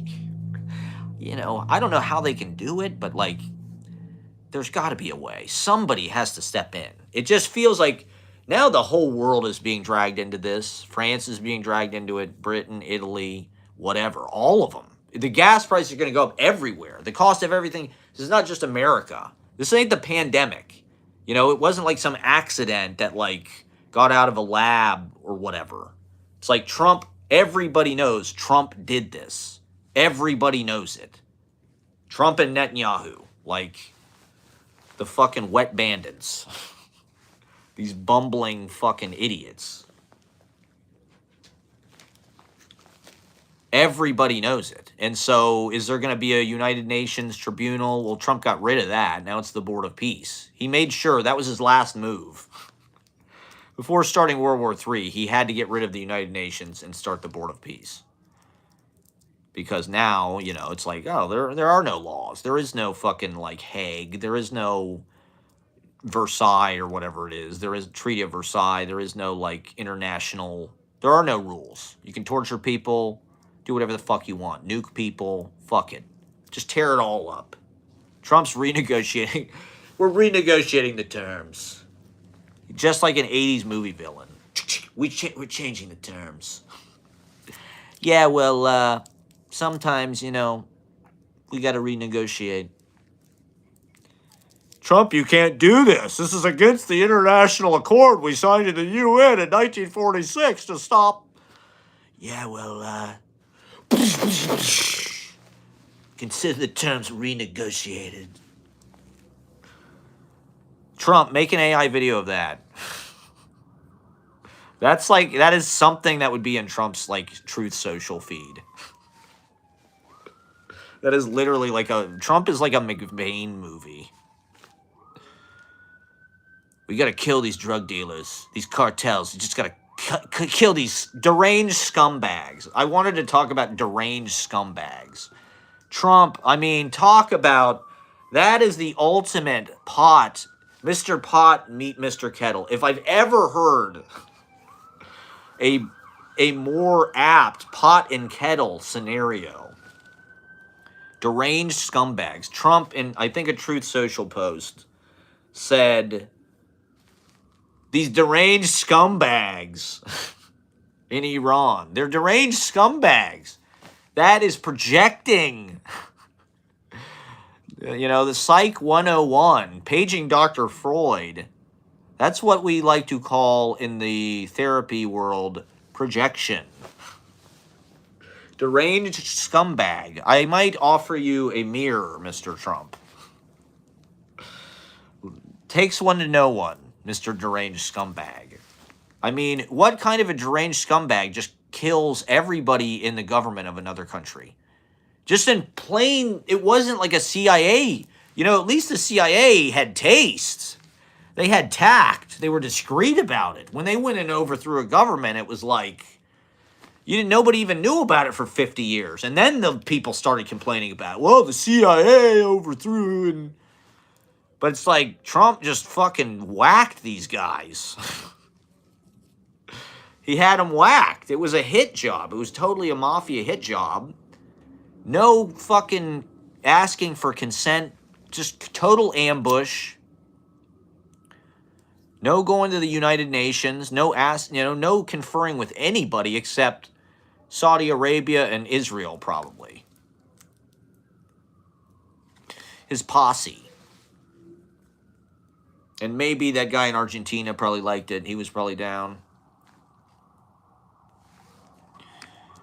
Anybody with any sense. I mean, Kim Jong-un has started to like do these missile drills, which I think is really funny. He's trying to show Trump, like, motherfucker, you better not try that shit on me, man. We're bros. You know, I met you, motherfucker. I was the first one to meet you. That was one of the first things Trump did, was he met Kim Jong-un. Now that is fucking so twisted and hilarious. It's sick. It's sick. We're laughing ourselves to hell, everybody. We're laughing ourselves right to Armageddon. At least it's funny. At least it's fucking lit as hell. I mean, it is based. It's super based. And it's uproariously demonic. Deranged scumbags. These deranged scumbags. Donald Trump, this deranged scumbag. What fucking 80s cop movie is that from? These fucking deranged scumbags. That's something Cobra might say. Or Decker. That could totally be a Decker line. These fucking deranged scumbags. We gotta go into Iran, get these deranged scumbags. You motherfucker. You motherfucker. I mean, if ignorance is bliss, does that mean making yourself as stupid as possible is the smartest thing you can do to be happy? Because being smart, I think being smart, like, it's like, right, you're overly sensitive to danger. Maybe we're overthinking it. You know, hey, maybe oil won't go to $250 a barrel. Maybe that is, like, absurd and kind of neurotic and fear-mongering. That's the word I keep hearing. Fear-mongering. Oh, don't fear-monger. You're fear-mongering. You're fear-mongering. These fucking libtards are fear-mongering. All these pussies who are against the war, they're fear-mongering. You're a bunch of fear-mongers. At least we're not warmongers. But I think being a smart person, you're aware of everything. You're more aware. You're hyper-aware of the dangers, and you're probably aware, you know, you're educated about our government and what it is and what it's for, and there's supposed to be checks and balances and this and that. And if you're dumb, you're happy. Ignorance is bliss, right? If you're dumb, you're just sort of da-da-da-da-da. I saw this thing about if your IQ is 130, it's actually like way harder for you to date because you're more self-conscious, you're more kind of in your head, you overthink things. Whereas like if you're a little bit stupider, it's like you're more kind of comfortable with yourself. You're not as aware, you know, you're not as worried, you're not as scared, you're not as neurotic because you're dumb. That's why you voted for Trump, because you really didn't understand that it was going to come back and bite you in the ass. Like, it didn't really personally affect even COVID and shit. People that died of COVID, it's like, oh yeah, fuck the masks, fuck the vaccine. And it's like, okay, fine, whatever. But like now that the gas price is going to go up, fuck. That's the only way you can get through to these people. It's literally the only fucking thing they care about. How fucking inhumane is that? The only fucking thing these Republican voters care about. They don't give a fuck about Gaza or a war and anywhere or killing Venezuela or whatever. They don't care about violating, you know, due process, deporting people, putting them in cages, killing American citizens with his private army. They don't give a fuck about any of that. They don't care about Doge. Slash that government. They don't care that there's 20-year-old fucking right-wing incel programmers that are like have access to everybody's social security numbers and are like they're the ones in charge of like reshaping our federal government. No one gives a fuck about that. But oh my God, gas is $5 a gallon. Fuck Donald Trump. Fuck that guy. He's a pile of shit. Did you see that lady at the pump in Pennsylvania? He's a pile of shit. I voted for him 3 times. How many people voted for him 3 times and are now like, fuck, I'm throwing all my MAGA shit away? When are people going to start to burn their MAGA shit? You know, the MAGA people, in a weird way, are the most anti-war of all. That was such a huge part of his platform, really, the whole fucking time. And like these are a lot of them are people who fought in Iraq and Afghanistan. They're vets, they're military people, and like they're Christians. I don't know. Not nothing against them. Being dumb is not a crime. Like I said, a lot of these people are like actually the most fun people to be around because they're dumb. They're just drinking, having a great time. They don't give a fuck about global warming or anything. All they care about is how much gas they can put in their giant speedboat with all the Trump flags on it. And how much money, they're going to save on their taxes because Donald Trump fucking cut, fucking the rate on the highest percentile or whatever.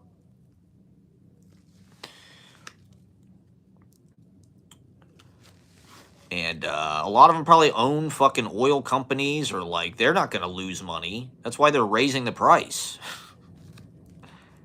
Like they said if it lasts 30 days, I mean, the shit could be real bad. And maybe this is just what's needed to wake people up. I don't know. What's going to happen? Is it going to be impossible to eat? Food's going to get really expensive? The dollar's going to be worthless? What does that mean? People are going to be homeless? I mean, there were definitely a lot. It felt like there were more homeless people on the subway the other night. I got to say. When I was riding home on the subway on whatever, Monday yeah, I guess it was Monday. There was a lot of, and it was raining kind of or whatever, but it felt like there were a lot of weirdos on the train. I don't know if that's Mom Donnie or what, but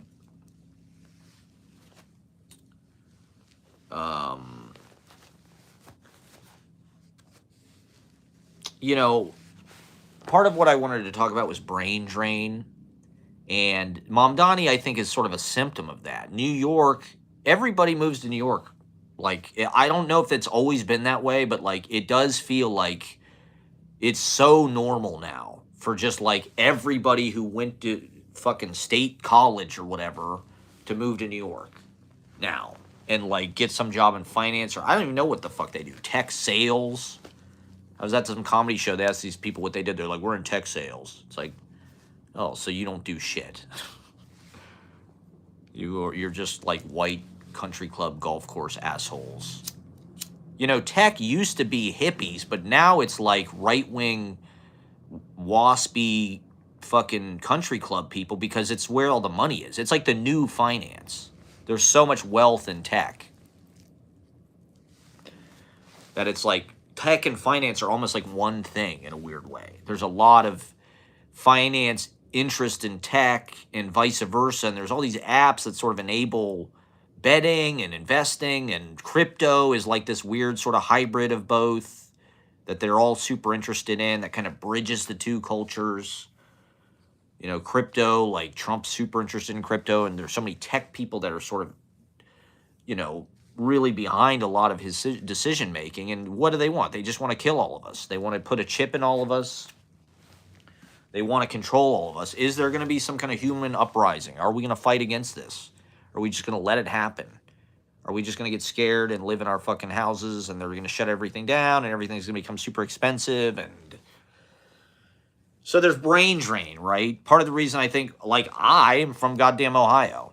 Like, I moved to goddamn New York because I don't want to be around a bunch of Trumpers. But, like, Ohio, when I was sort of growing up, was like a swing state, really, at the time. And I think even Obama won it maybe twice, even. But Trump has won it, I think, every fucking time. And J.D. Vance, as we know, is goddamn... I'm sorry, but J.D. Vance, product of Ohio. He looks like an Ohio president. Like, all the Ohio presidents are sort of unremarkable, just fat guys with, like, beard chops. He looks like a fucking, Grover Cleveland or who are the fucking William Henry Harrison? Who are the presidents from Ohio? Harding, is he from Ohio? There's 8 presidents from Ohio. It's like tied, I think, for the most. It's like, but they're all unremarkable. There's been no Lincoln. They're all just these fat Republican fuckfaces like J.D. Vance.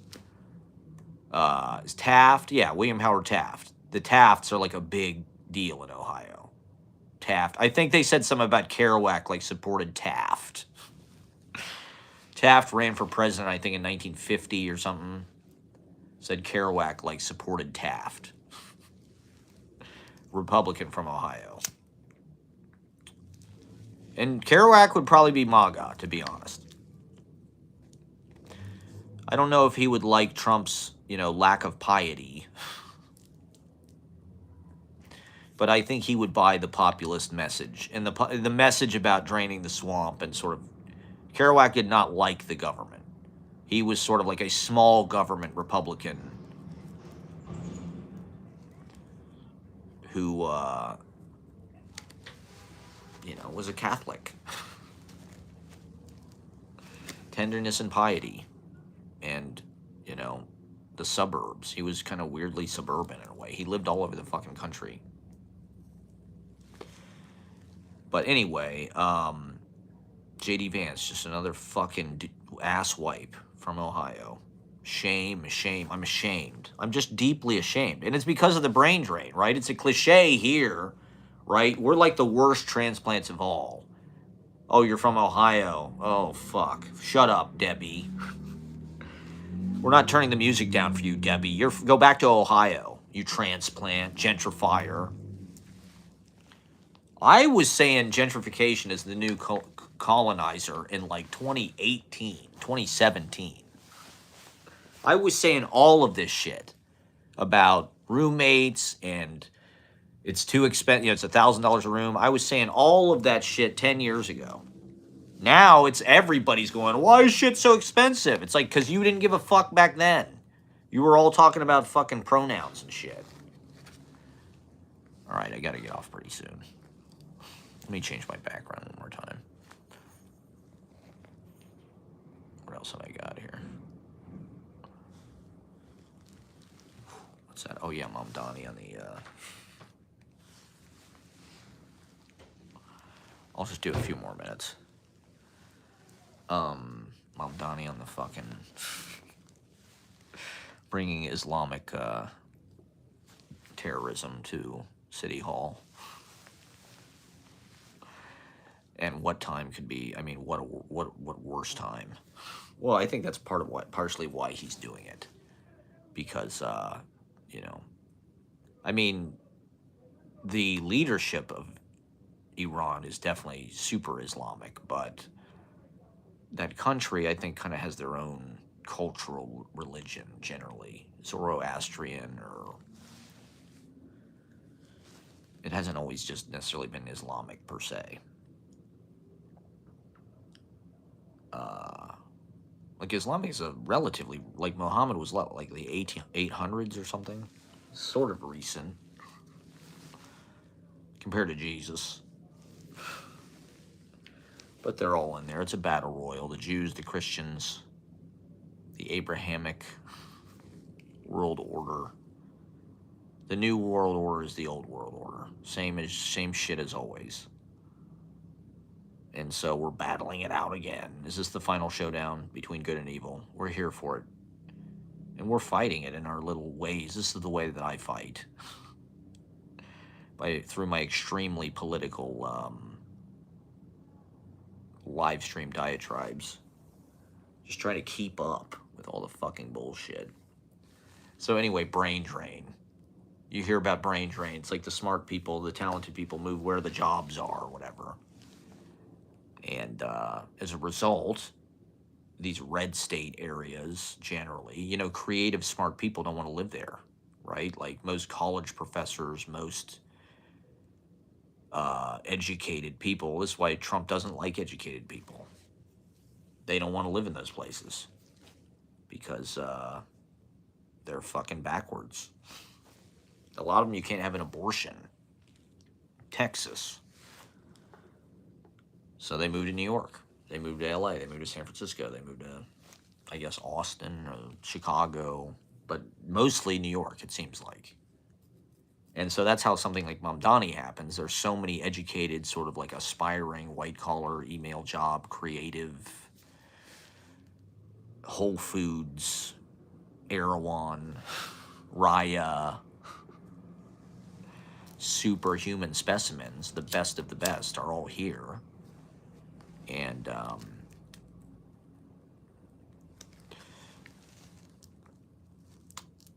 we have to have Mamdani because we're smart and we want socialism. And so he's the closest thing we can get. You know, we can't get free buses, we can't get free grocery stores like he promised, but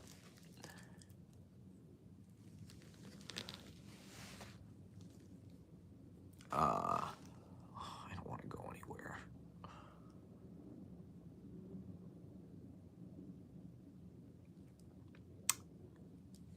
But it's a step in the right direction.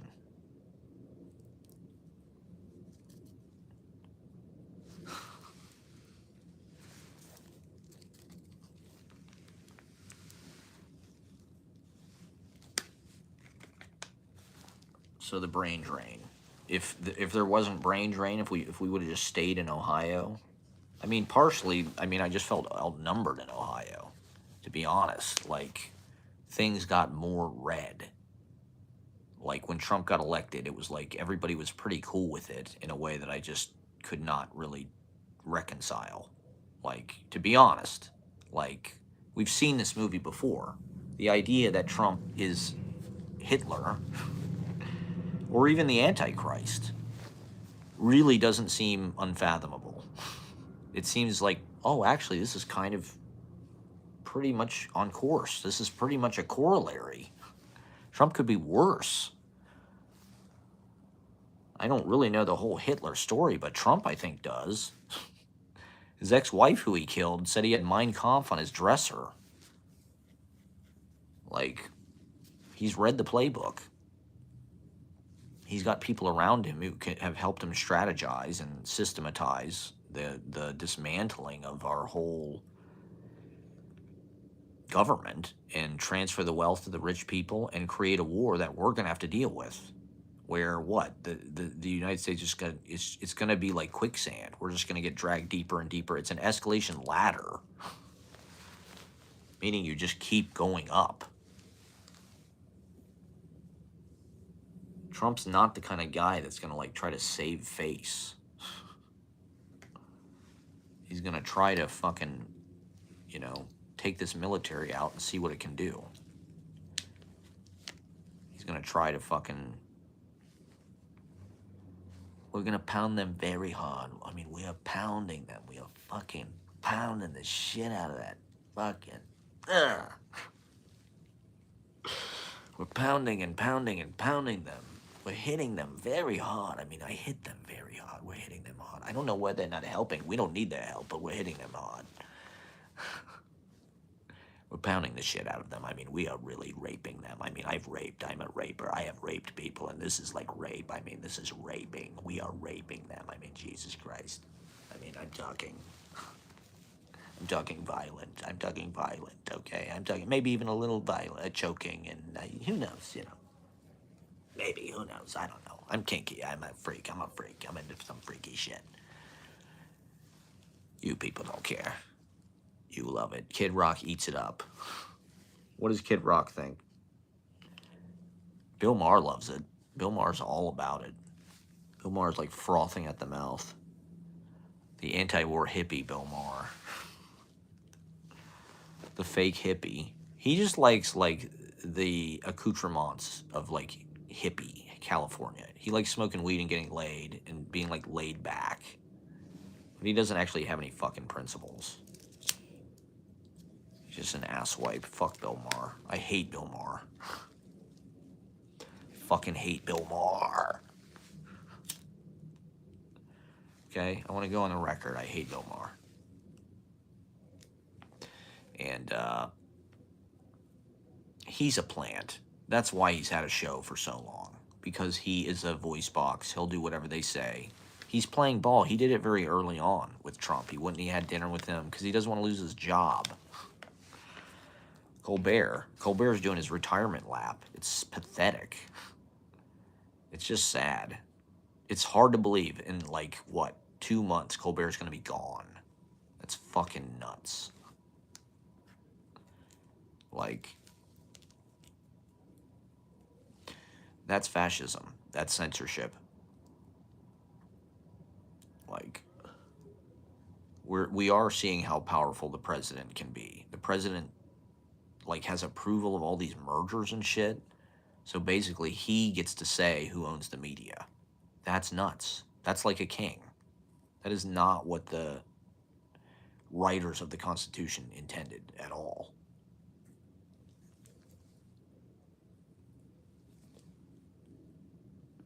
There's supposed to be checks and balances.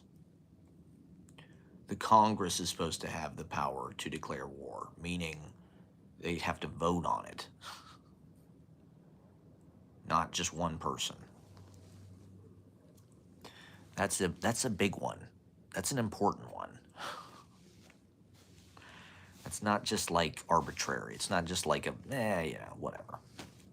It's not just like, okay, you can take or leave that one. That's just sort of a suggested, it's not, it's just sort of like, hey, if you feel like it, get Congress to vote on this. No pressure.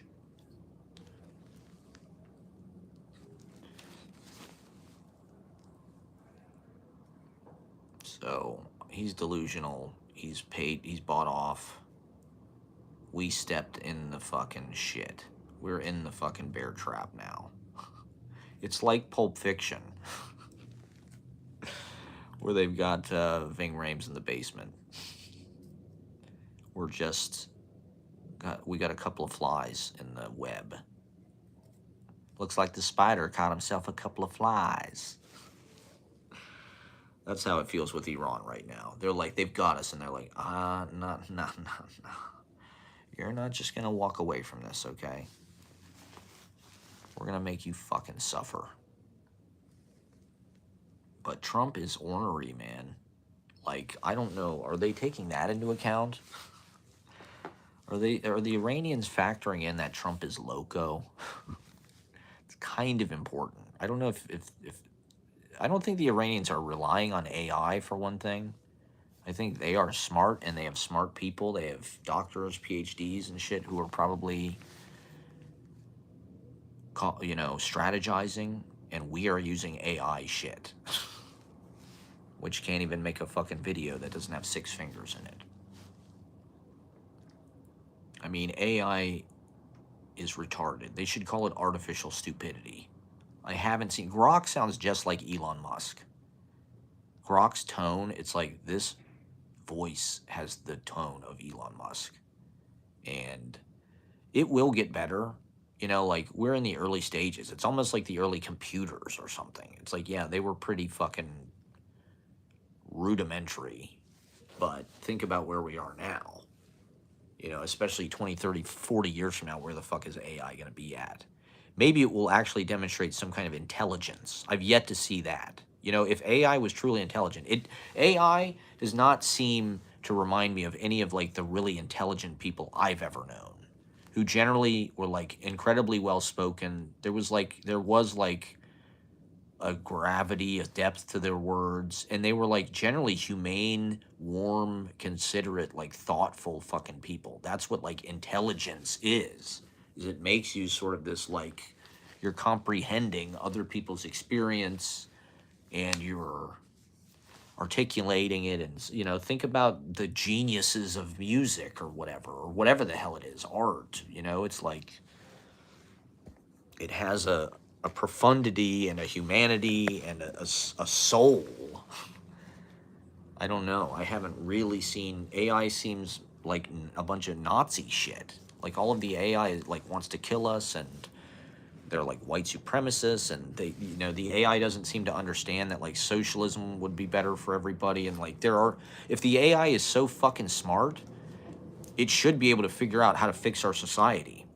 That actually seems, like, doable. I mean, that's part of the point of my live stream, is I'm trying to figure it out.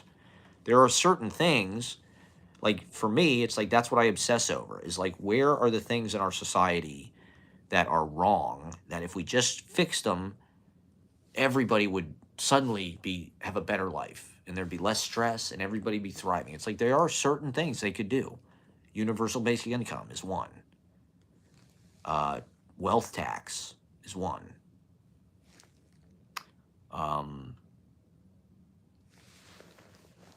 Tax vacant properties, pied-à-terre tax. Increase taxes on the rich every fucking way you can. Redistribute the goddamn money. Pay people to be creative. Pay people to make social media. Pay people for our data. If they're going to take our data, they should fucking pay us for it. If we're going to be posting all fucking day, every day, they should pay us for it. Even if you get shitty engagement.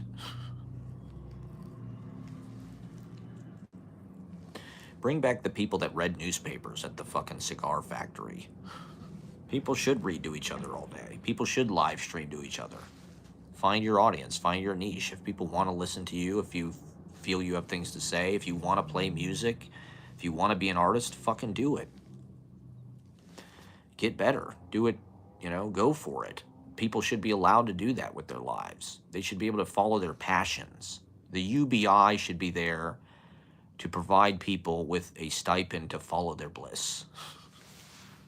Whatever that may be. People should be able to live in their bliss. The government should enable that for as many fucking people as possible. Just create a material standard for everybody that's comfortable. Build more fucking cities. Build more New Yorks. Build more Greenwich Villages. Build them everywhere. Build more fucking subways. Pay people to do it. $200 billion. I saw, like, with the amount of money they want to spend on this war, they could complete, like, a high-speed rail network for the entire country. And yet it's going to go to another fucking war.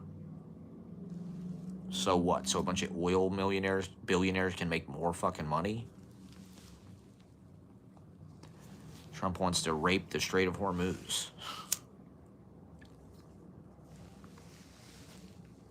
He's going to take it. He's trying to take it. Trump always doubles down. And it's just like, it's more of the same. It's like every step of the way, everybody goes, this is the end of Trump. How many, I see these articles now, the end of MAGA. It's like, how many fucking times have they said this? I don't think so. I mean, like I said, I hope they lose the midterms. I hope there are midterms. But the escalation trap really only works to his benefit. Because if it escalates and nobody can eat, and there's unrest here, and there's a fucking civil war here, or there's violence here,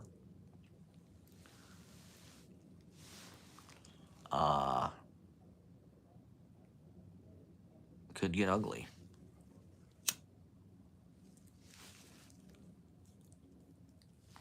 When people don't have food to eat,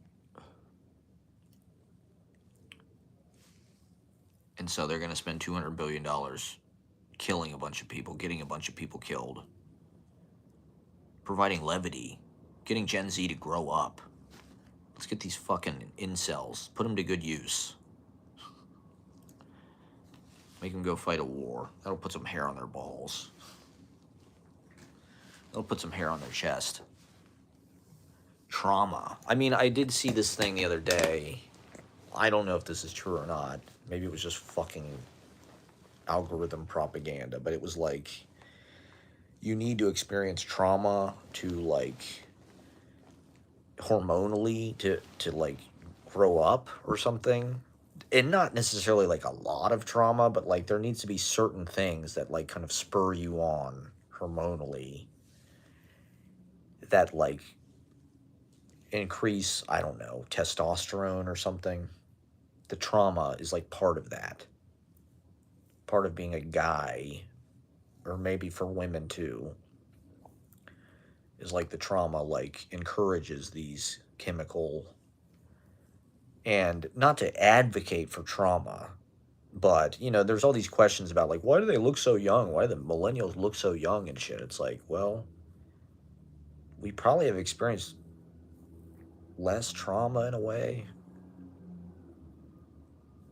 I don't know. It does feel pretty traumatic to be a millennial. From 9/11 on, it was like pretty like, but The war, I was, was like I said, that was a war almost of choice. It was an exhibition almost, or it was like a field exercise and just like a way to make money and keep the tab going for the oil people in the military industrial complex. This feels like it's going to start that way, but it's like an octopus. It just feels like this is this fucking hurricane of entanglements, and Russia and China and Europe and, you know, Venezuela, Cuba, Canada, Greenland, fucking God knows who, Saudi Arabia. And now, there's all this shit going on already in Lebanon and Yemen and shit where Israel's blowing up buildings and killing people. And it's like Israel's just fucking with everybody and escalating all over the place. It's like it's go time for them. They want to just, I don't know, I guess beat everybody into submission, have everybody bomb themselves into the Stone Age so they emerge triumphant, kill off a lot of people, kill a lot of Muslims and Christians.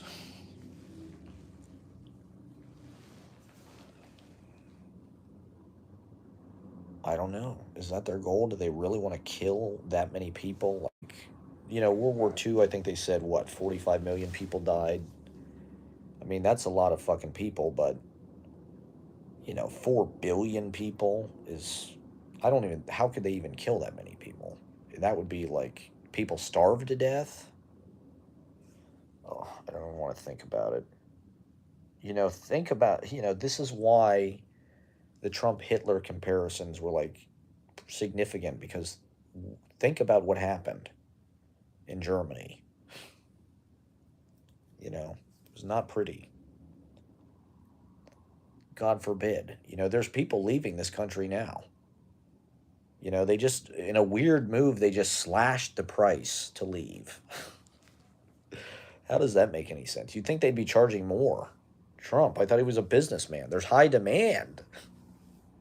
There's never been higher demand to leave America. You got to raise that price, buddy. That's how business works. There's higher demand, the price goes up. It's like, no, they slashed it. It's like they want people to get the fuck out of here. I don't get it. I didn't know it cost money. It costs money to leave America or like renounce your citizenship. Like, no, it doesn't. Just go someplace else. I don't know. I mean, I guess on paper, I guess that's all it is. But now it's only like $450. It was like 2,300 or something. So that's a huge discount. It's like, why are they doing us a favor? That seems kind of strange. I wish I could get out. I'd go to Ireland. Ireland, that's our Israel. We should go back there. Go back to the homeland. Just live in some small village out there. Live streaming.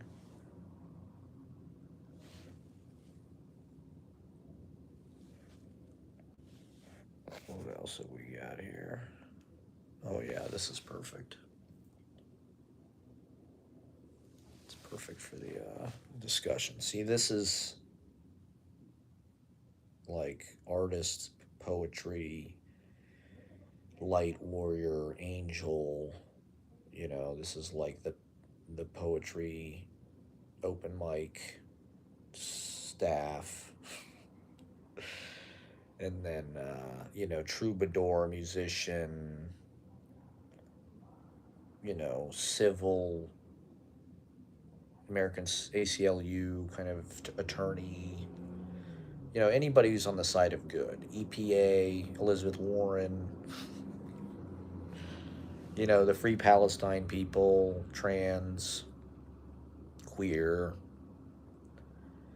intersectional,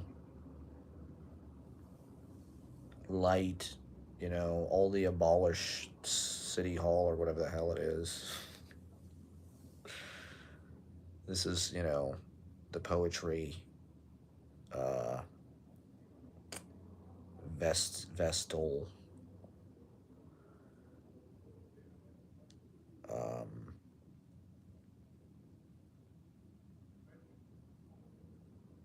Holy Warrior. Look at the cape, look at the wings, the flags, the scales of truth and justice. And then this is MAGA. This is Donald Trump and J.D. Vance. This is Howard Lutnick, obviously. This is Hegseth and Cheney, Bush. This is all the people who made fun of me in high school.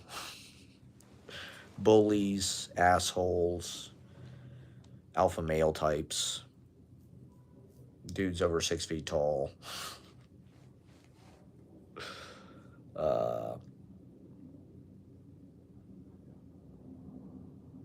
Military industrial, Israel Zionist. Not to be anti-Semitic or anything, all of the bad Christian conservatives,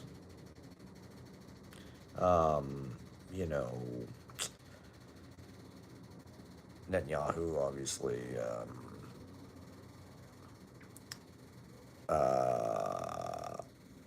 podcasters, Manosphere, Rogan, Tim Pool, Tucker, Theo Vaughn, Schultz, bad comedians,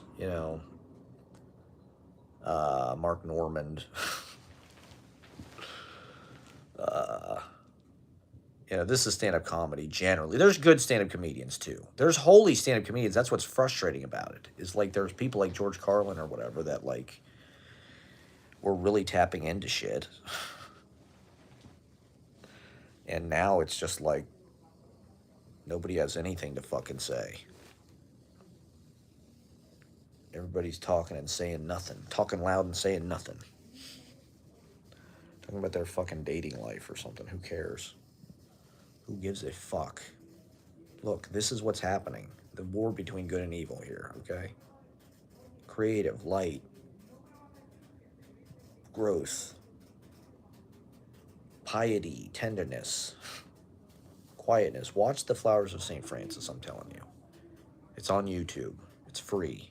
It's one of the greatest films ever made, no question about it. It's absolutely holy.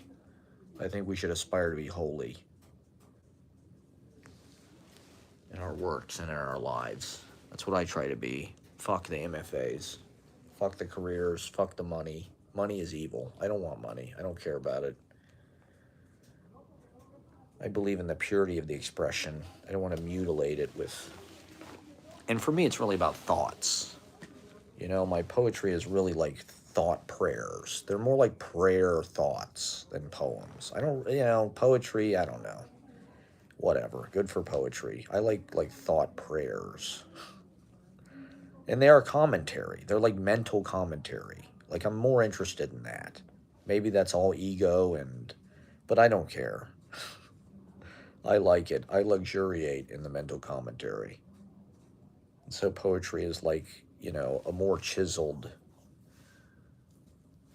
literate expression of that. But keep fighting, the war between good and evil. I'm going to get off now. But I'll be back on tomorrow. I will definitely be back on tomorrow. Go back and watch this. This was a good stream.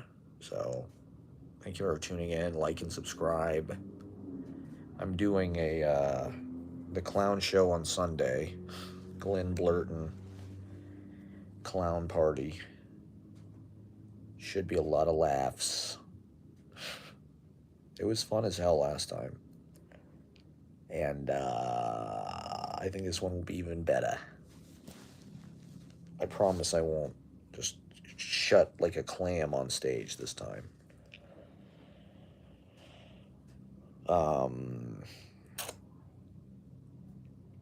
Oh yeah, I forgot to say alt-lit people, Times Square lit people, Sov House, MFA, AWP. No, maybe not. I don't know. I'm just kidding.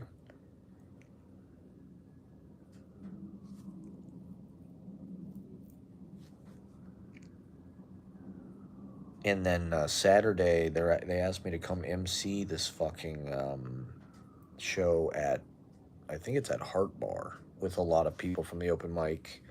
I think Kid Q is on it. I think Royalty is on it. Nathan Woldair, I think, is on it. So it should be fun. I'm looking forward to that Saturday. If people want to come to Heart Bar, it was nice of them to ask me. I'm coming to MC the thing or something. I'm not exactly sure. It'll just, it'll be fun to just go hang out, whatever happens. So I'll be back on tomorrow. Thank you for watching.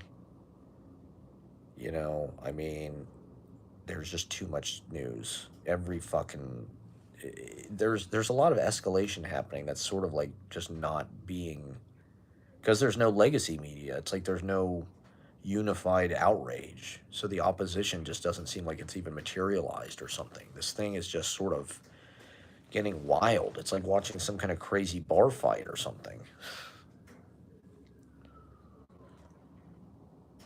It's like the bar fight from, or the fight from They Live. It's like, oh my God. This is getting ugly. This is getting scary. It's, the pandemic was scary, but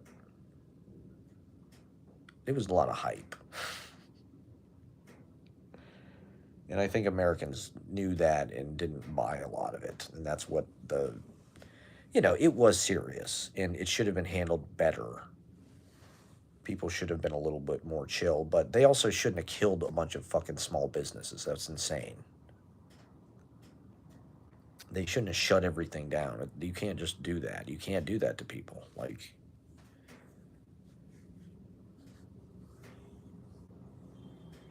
and it's hard not to think that was some kind of planned, I don't know, big business that's in their interest. Crash everything, buy it cheap. We made a bunch of money through crypto and shit, so we can buy it cheap. Trump's made billions of dollars from the presidency. The Trump crime family, the Godfather. He's got to get his tribute. So, corruption. Something is rotten in the state of Denmark. And holy shit. I mean, I don't know what to do. It's hard to know what to do. It's weird. It does feel like we're all playing our little roles in this. Me as my weird little corner of the world as like a live streaming open mic host slash poet, whatever, artist, filmmaker, naturalist, publisher, self-publisher, event planner.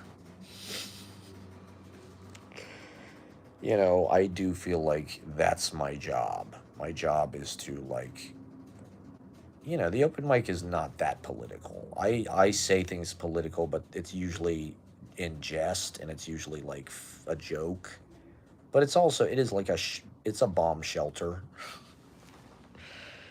It's a place where people can feel safe in a community, and like, these are the people that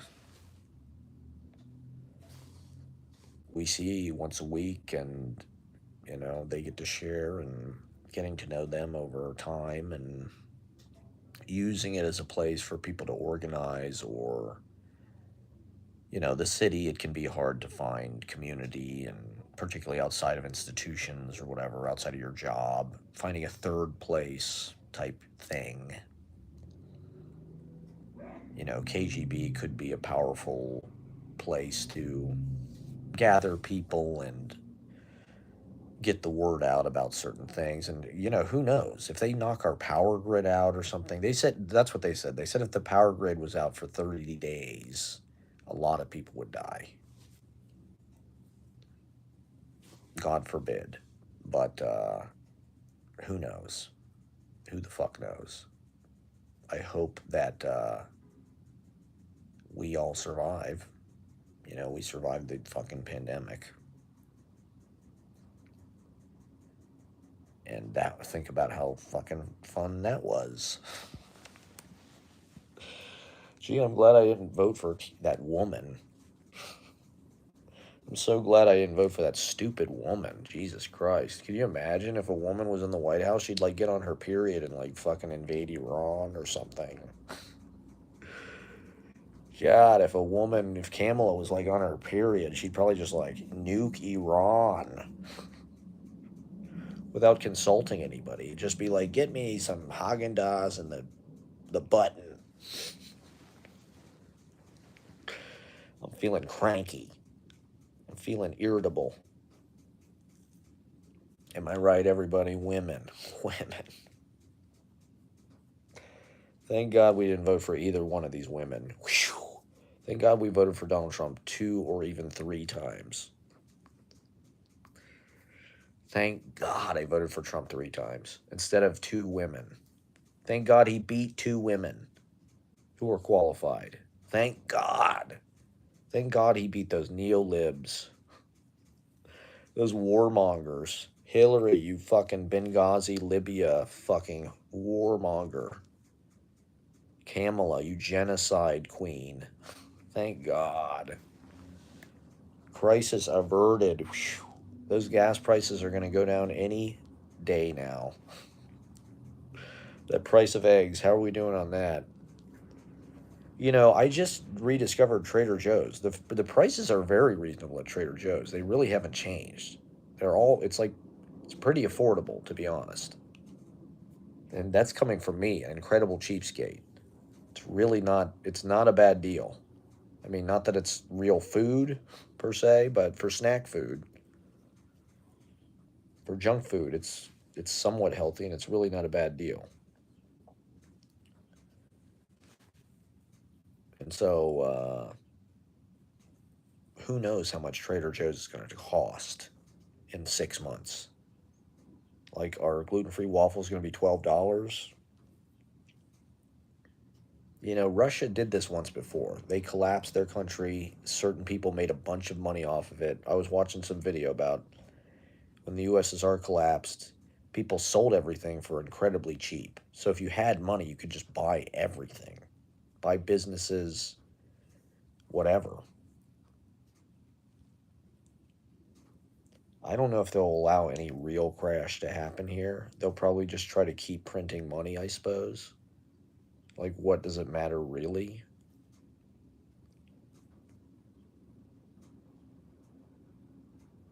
The market will probably still do great. I mean, that's something that really pissed me off is that video who's like, well, the economy is fine. For the consumer, there will be pain, but who cares about that? It's like, that's all we care about. If you listen to your voters, that's literally all they care about. That is why they voted for you.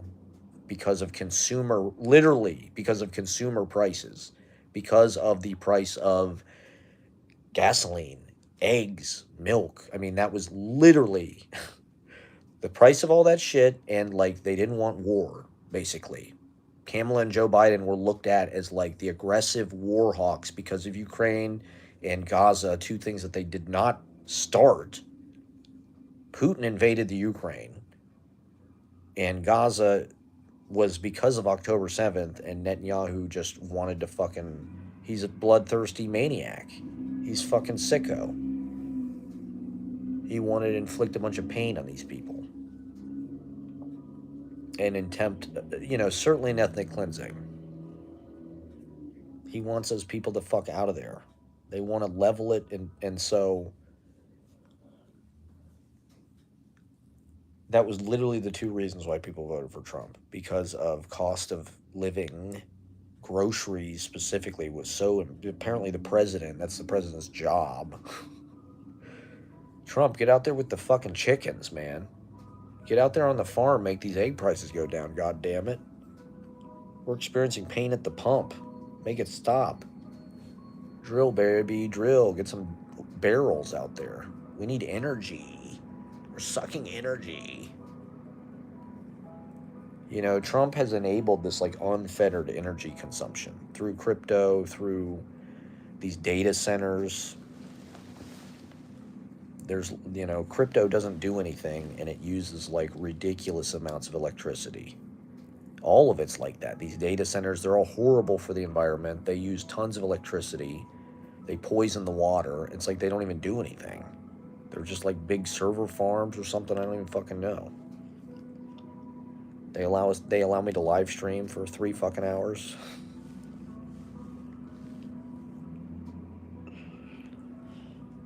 Uh, and upload all of my, innermost thoughts to the CIA surveillance warehouse online cloud warehouse. So, I don't know. I hope that it's all just fear mongering. I hope that I can walk into Trader Joe's months from now and gluten free waffles are $3.99. I think they even went down in price. I think they were $3.79. But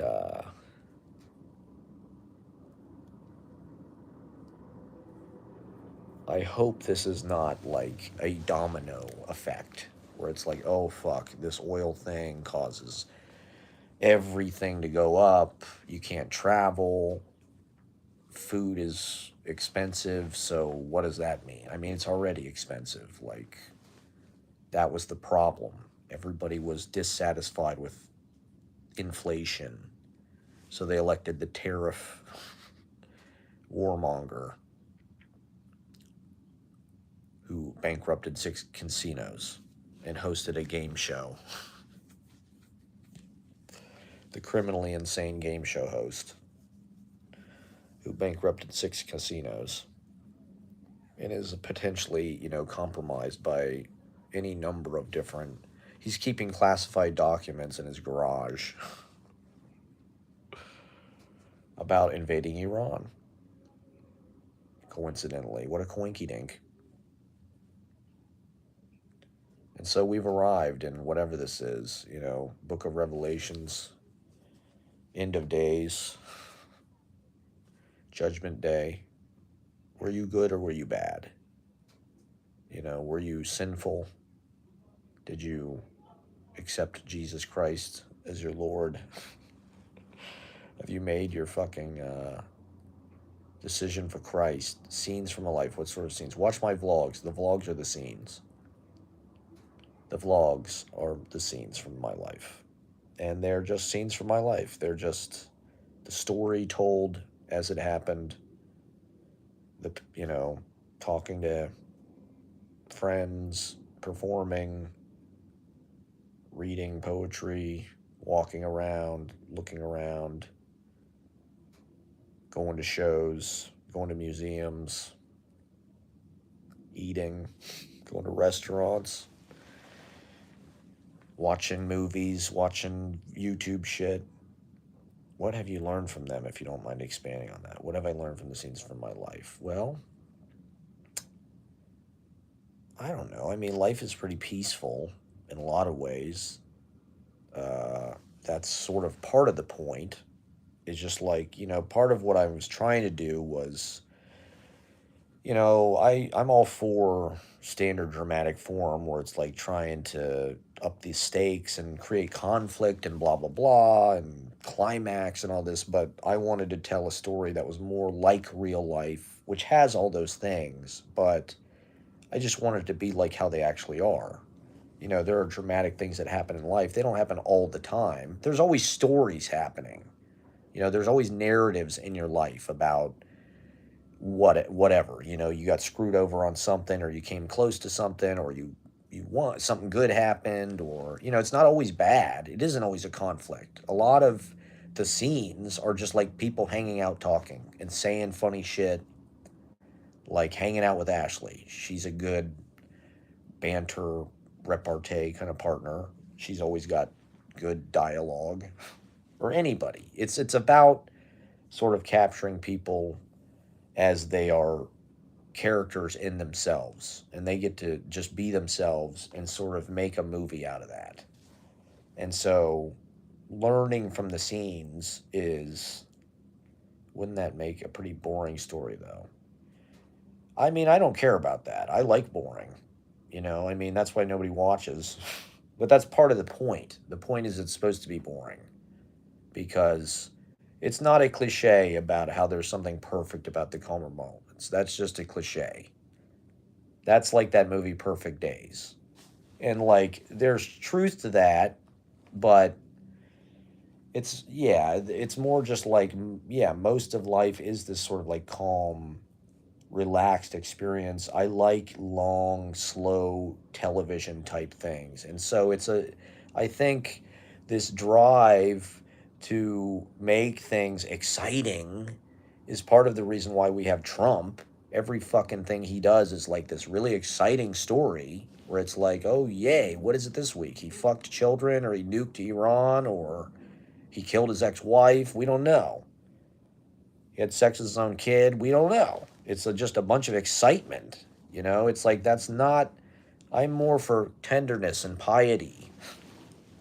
And so I want to make a movie that reflects something more like what poetry is about, where it's like the experience of consciousness, the experience of life, how it actually is, what it actually looks like, what it actually feels like, but try to make it entertaining and cinematic and a film, like it's edited. There is like jumps in time and there is like,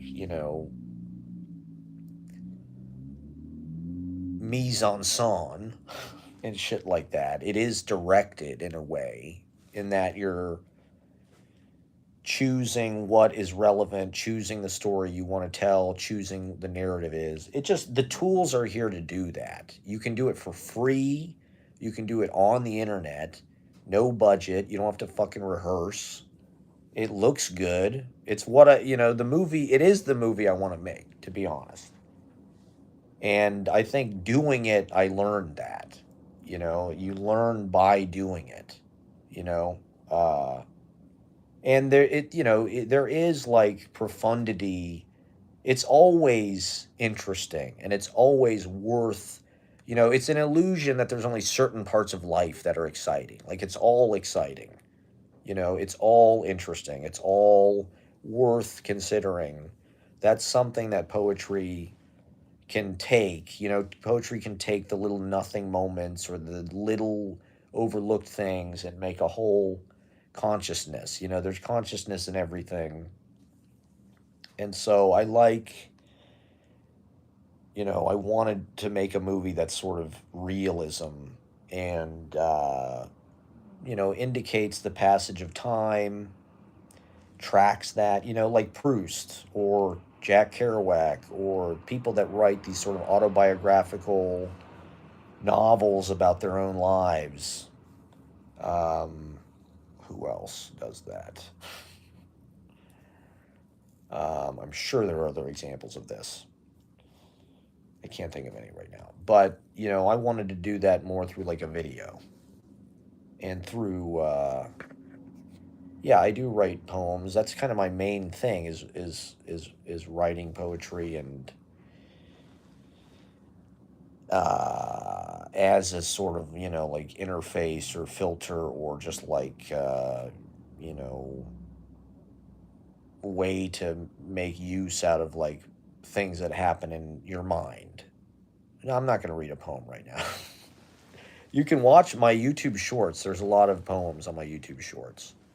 All of my YouTube shorts are poems practically. So I'm constantly uploading YouTube shorts that are new poems that are relevant to whatever the hell is going on. And,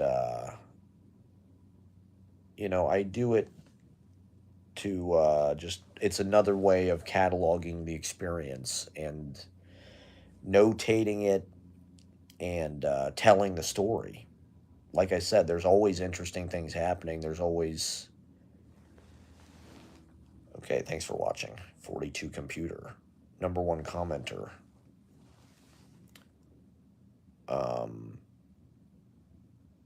I always get into fights with people in the comments because I just feel like I'm so at odds with like this person's perspective. Like of course that's what a normal person thinks. Oh, isn't that a boring story? Like, I don't know. Like, that's a that is just like a generic question. And that's generally what you run into in the YouTube comment section. You know, like I said, almost everybody I meet in a YouTube comment is like a Trumper. And so I'm constantly getting into fights with these people about like shit like this. And I mean, is this guy gonna fucking like be into my vlogs? Probably not. Is he gonna be into my poems? Like, probably not. So that's part of the point. It's not meant for those people. You know, it's meant to be. I don't know. I do what I can, and you know, I try to execute my own ideas. My shit is more like Flowers of Saint Francis. It's about flowers and trees and seasons and the sky and landscapes. It's sort of about just making cinema in the same way that you make a poem. You know, you write it down in your notebook. It's like, well, now I just film it on my iPhone and then it strings together into this sort of like spotty, you know, kind of jagged narrative of the best parts of your life experience. It's like having all your memories on tape. And so, I don't know, it is just sort of like a personal diary. Is that legitimate as like, you know, a commercial cinematic form? Like, probably not. Would most people sit through it? Like, probably not. But think about like an Andy Warhol movie. You know, Andy Warhol had a fucking 24-hour movie of just like the Empire State Building. It's like, it's not exactly exciting. It's kind of, I mean, the average person probably couldn't even sit through that. I'm sure it would probably be like one of the worst experiences of their life. They'd rather watch wrestling or fucking, I don't know, clavicular. I don't know. What the hell do people watch? Slop? AI slop? What the hell are they watching? K-pop Demon Hunter? What are the Trumpers watching? Fox News, they're watching Rogan, they're watching comedy shit, I guess. Probably they're watching Tim Dillon. Do they watch Tim Dillon? What kind of movies do they like? They probably like Black Hawk Down. What did they what did you like in the last year cinematically? My vlogs are they're sort of meant to be like anti-commercial cinema. You know, they're meant to be like a micro cinema, like an organic alternative to toxic CIA psyop military propaganda coming out of Hollywood, which is kind of everything. Everything's conflict driven. It's all hero's journey shit. It's like my shit is more, yeah, it is more soothing and it's meant to be less stimulating. It's long and more like a drone kind of meditative, like my poems. It's like environmental. It's meant to be like wash over you. It's not really meant to like uh, have every little piece of it immediately add up to some kind of storytelling mechanism. I hate that. That's what I hate about writing narrative, like especially like plays and movies. It's like it's almost just like a Roy G. Biv machine of this happens and then this happens and then this happens and then this happens. And it's like this has to happen before this because this enables this to happen in this person. It's like I don't care. Life is not really like that. Life just kind of unfolds, and there is a narrative, and there is almost like a linear narrative, but it's almost like you don't know it until way after it's over. You know, like my show is really about trying to make you know art, ethical kind of like performance, and do all of it in New York City in this era with no money and as sort of like whatever, a working class state school, poor, you know, videographer, and try to migrate as much as possible the material and the content that would go into a novel or a film and just handle it immediately with the actual materials. And to me, I don't know, it's just a more beautiful way of filmmaking. I like naturalism. I like the way looks and the way that people look naturally. In movies, people are always performing, and I just don't like that. It's nice for what it is, but is that interesting to anybody else? Like, some people watch it. I got 6 likes on my last vlog,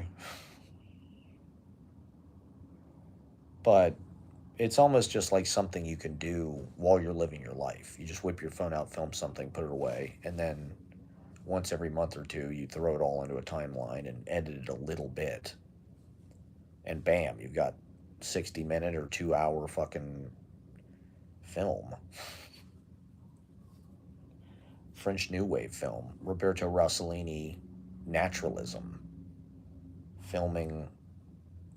It's nice to film out in the world. Actually, it does give something. I mean, maybe the aesthetic is a little more raw on the screen, and I do think like Americans don't want that. They're not used to that. They do want something that's highly processed, just like the food. They need an image that's highly manipulated to like accept it, because they want something that looks perfect or looks, I don't know, commercially, like some work went into it and some money went into it, something that represents like a current aesthetic or some kind of aesthetic angle. Uh, I kind of like ripping the aesthetic off in a way, or like life is aesthetic. You can make aesthetic out of. I mean, what's more aesthetic than New York City and fucking Central Park and Midtown and Greenwich Village? And it's like I can shoot on the street in New York City, and it's like that's all Woody Allen. He's just making these autobiographical movies about his life on the fucking Upper East Side or whatever. It's like, why not just film your life? It's the same fucking thing. I play an autobiographical character named Matt Proctor. Scenes from a life. So it's sort of like an ongoing long form narrative television show that's just like life. And you could go back and watch my vlog from the beginning. It starts in 2014. I've been vlogging since 2014. I encourage people to watch all of them. I've got over, 200 episodes of Scenes from a Life. And there's a lot in it, my family, the slooge, holy smokes, my whole life with Sarah, going to fucking Paris, going to San Francisco, LA, being in Ohio during the pandemic, fucking coming back to New York during the pandemic, and life in New York since the pandemic, open mic life, whatever, life of a poet. But, like, I was making that the whole time. I had to make myself that. When I was 29 years old when I started, it's like I'd never really done a poetry reading, hardly ever. A couple times in my life, randomly. And like I wasn't really that. I was frankly like nervous as to get on stage.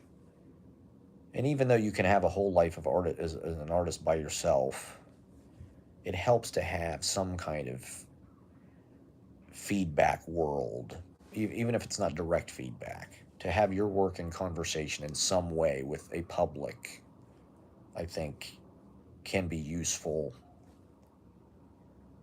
I don't necessarily write to get people to like it. Usually people don't, because I don't make everything add up. A lot of what I do is confusing, or maybe it doesn't even make any sense to anybody but me. But it's meant to just sort of like give pleasure in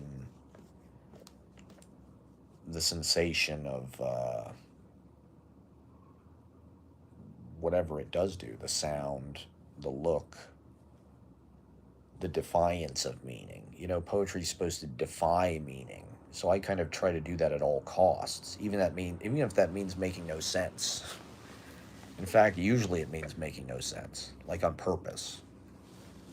And so the vlogs, and see, I'm like an artisanal vlogger. I'm an art vlogger.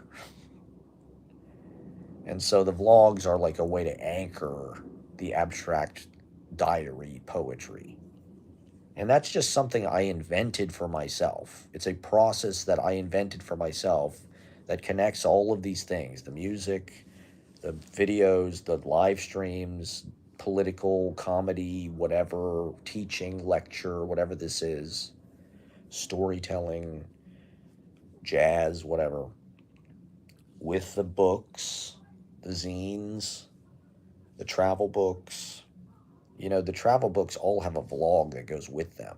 The Paris vlog has a book. You read the book, you watch the vlog. The LA vlog, you read the book, you watch the vlog. The New York vlogs, you read the book, you watch the vlogs. You read the zines. And their companions. And the music is in the vlogs, and the performances are in the vlogs. So it's like you're doing live shows, and you're making a movie of it. I don't know. I'd like to make like a real movie, but uh, to me, the vlogs are the most pure, actually. And I don't know. I don't watch other people's vlogs, so I don't really know how they do it. But I try to leave my vlogs not like highly.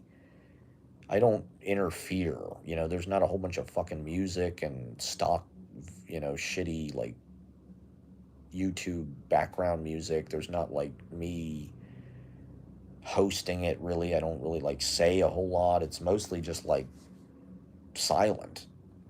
It's vibes. It's meant to be just like visual vibes. And then I try to include as many of my performances as I can to sort of tell the story of whatever's going on in my life. So I think I mean, I don't know, have people seen that TikTok show? It's like some record store on Bleecker Street. And all the guy does is just film people in the store shooting the shit about whatever. And it's like, it looks pretty good. It's vertical. But like, it's just people hanging out and having conversations. There you go. This sums it up right here. Sums up my feelings right there about this whole thing. There you go. That's how much Trump gives a shit. Okay? I mean, do the people in the military know or care? They all think Trump's the chosen one, I guess. They're ready to die. They had their steak and lobster. Now they're ready to die. There was this thing about when they give the armed forces steak and lobster, it's like something bad is about to happen. And they just got their steak and lobster like a couple months ago for Christmas or something. So now this. They've been gearing up for this. They positioned their ships there, and they could have thought it through a little bit more. But here we are, knee deep in the bullshit. So thank you guys for watching. I don't like a lot of production. Like a lot of vlogs, a lot of media has like a lot of production. To me, same way that my poetry doesn't have punctuation and the grammar's all over the fucking place, the vlogs are the same way. The vlogs don't have production. There's not a lot of explanation. The editing and everything is very like non sequitur, but it works. I don't have coverage. There's no coverage. It's all just my point of view. And It's meant to be as much like visual music, and the poem is meant to be sort of like a language music. But the story is in there. It makes sense to me. And so theoretically, other people could probably make sense of it too. But the vlogs are there to help. You watch the vlogs, maybe the poetry makes more sense, and vice versa. My work is not distributed in any way other than me giving it to people or selling it or whatever. And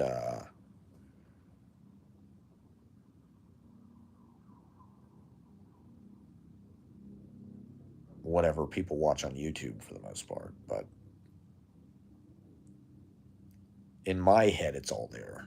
It's all on my YouTube page, really, for the most part. If the only thing that survives, let's hope, I'm praying, but if my YouTube page survives, it's kind of all there. The music, the poetry is there. You could transcribe the readings and get a pretty good and the live streams. I do read poetry on live streams and the shorts and the YouTube shorts. A lot of my poems I do read on fucking YouTube shorts now. Or I'll upload the reading of them or something. So if the only thing that survived was my YouTube page, it would kind of all be there. That's all. It's all you need. That's why I don't need a .com. My homepage is really YouTube. Like it's that's my TV network. That's my broadcast empire. The open mic library.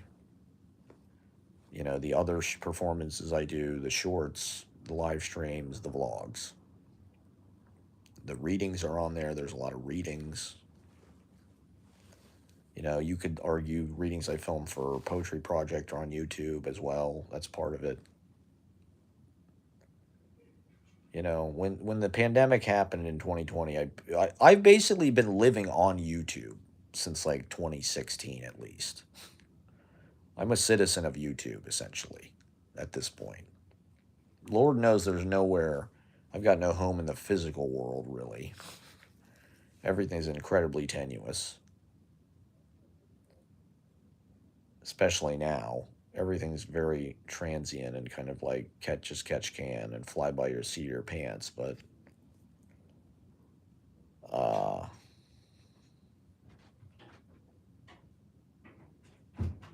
YouTube is my home. Thank you for watching, everybody. Oh, I should do 3 hours. Let me do 3 hours. It's just 2 more minutes.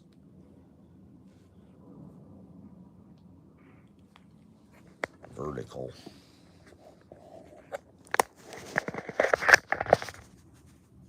So it's like YouTube is my Substack. YouTube is my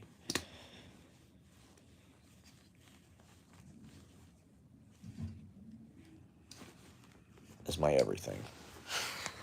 May it live forever in the data centers. Please God, whatever happens, protect my YouTube. Let it outlive me by thousands of years. Even though nobody watched it, even when I was alive. Maybe they'll discover it later.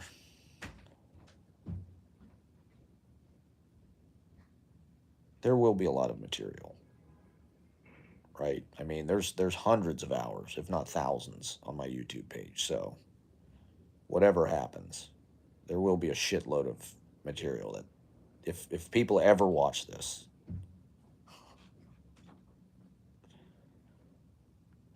there's a lot. You go back, like I said, 2014, Scenes from a Life. Scenes from a Life. So it is meant to have like sort of an every person quality. Scenes from a life. This is just my life, a life, one life.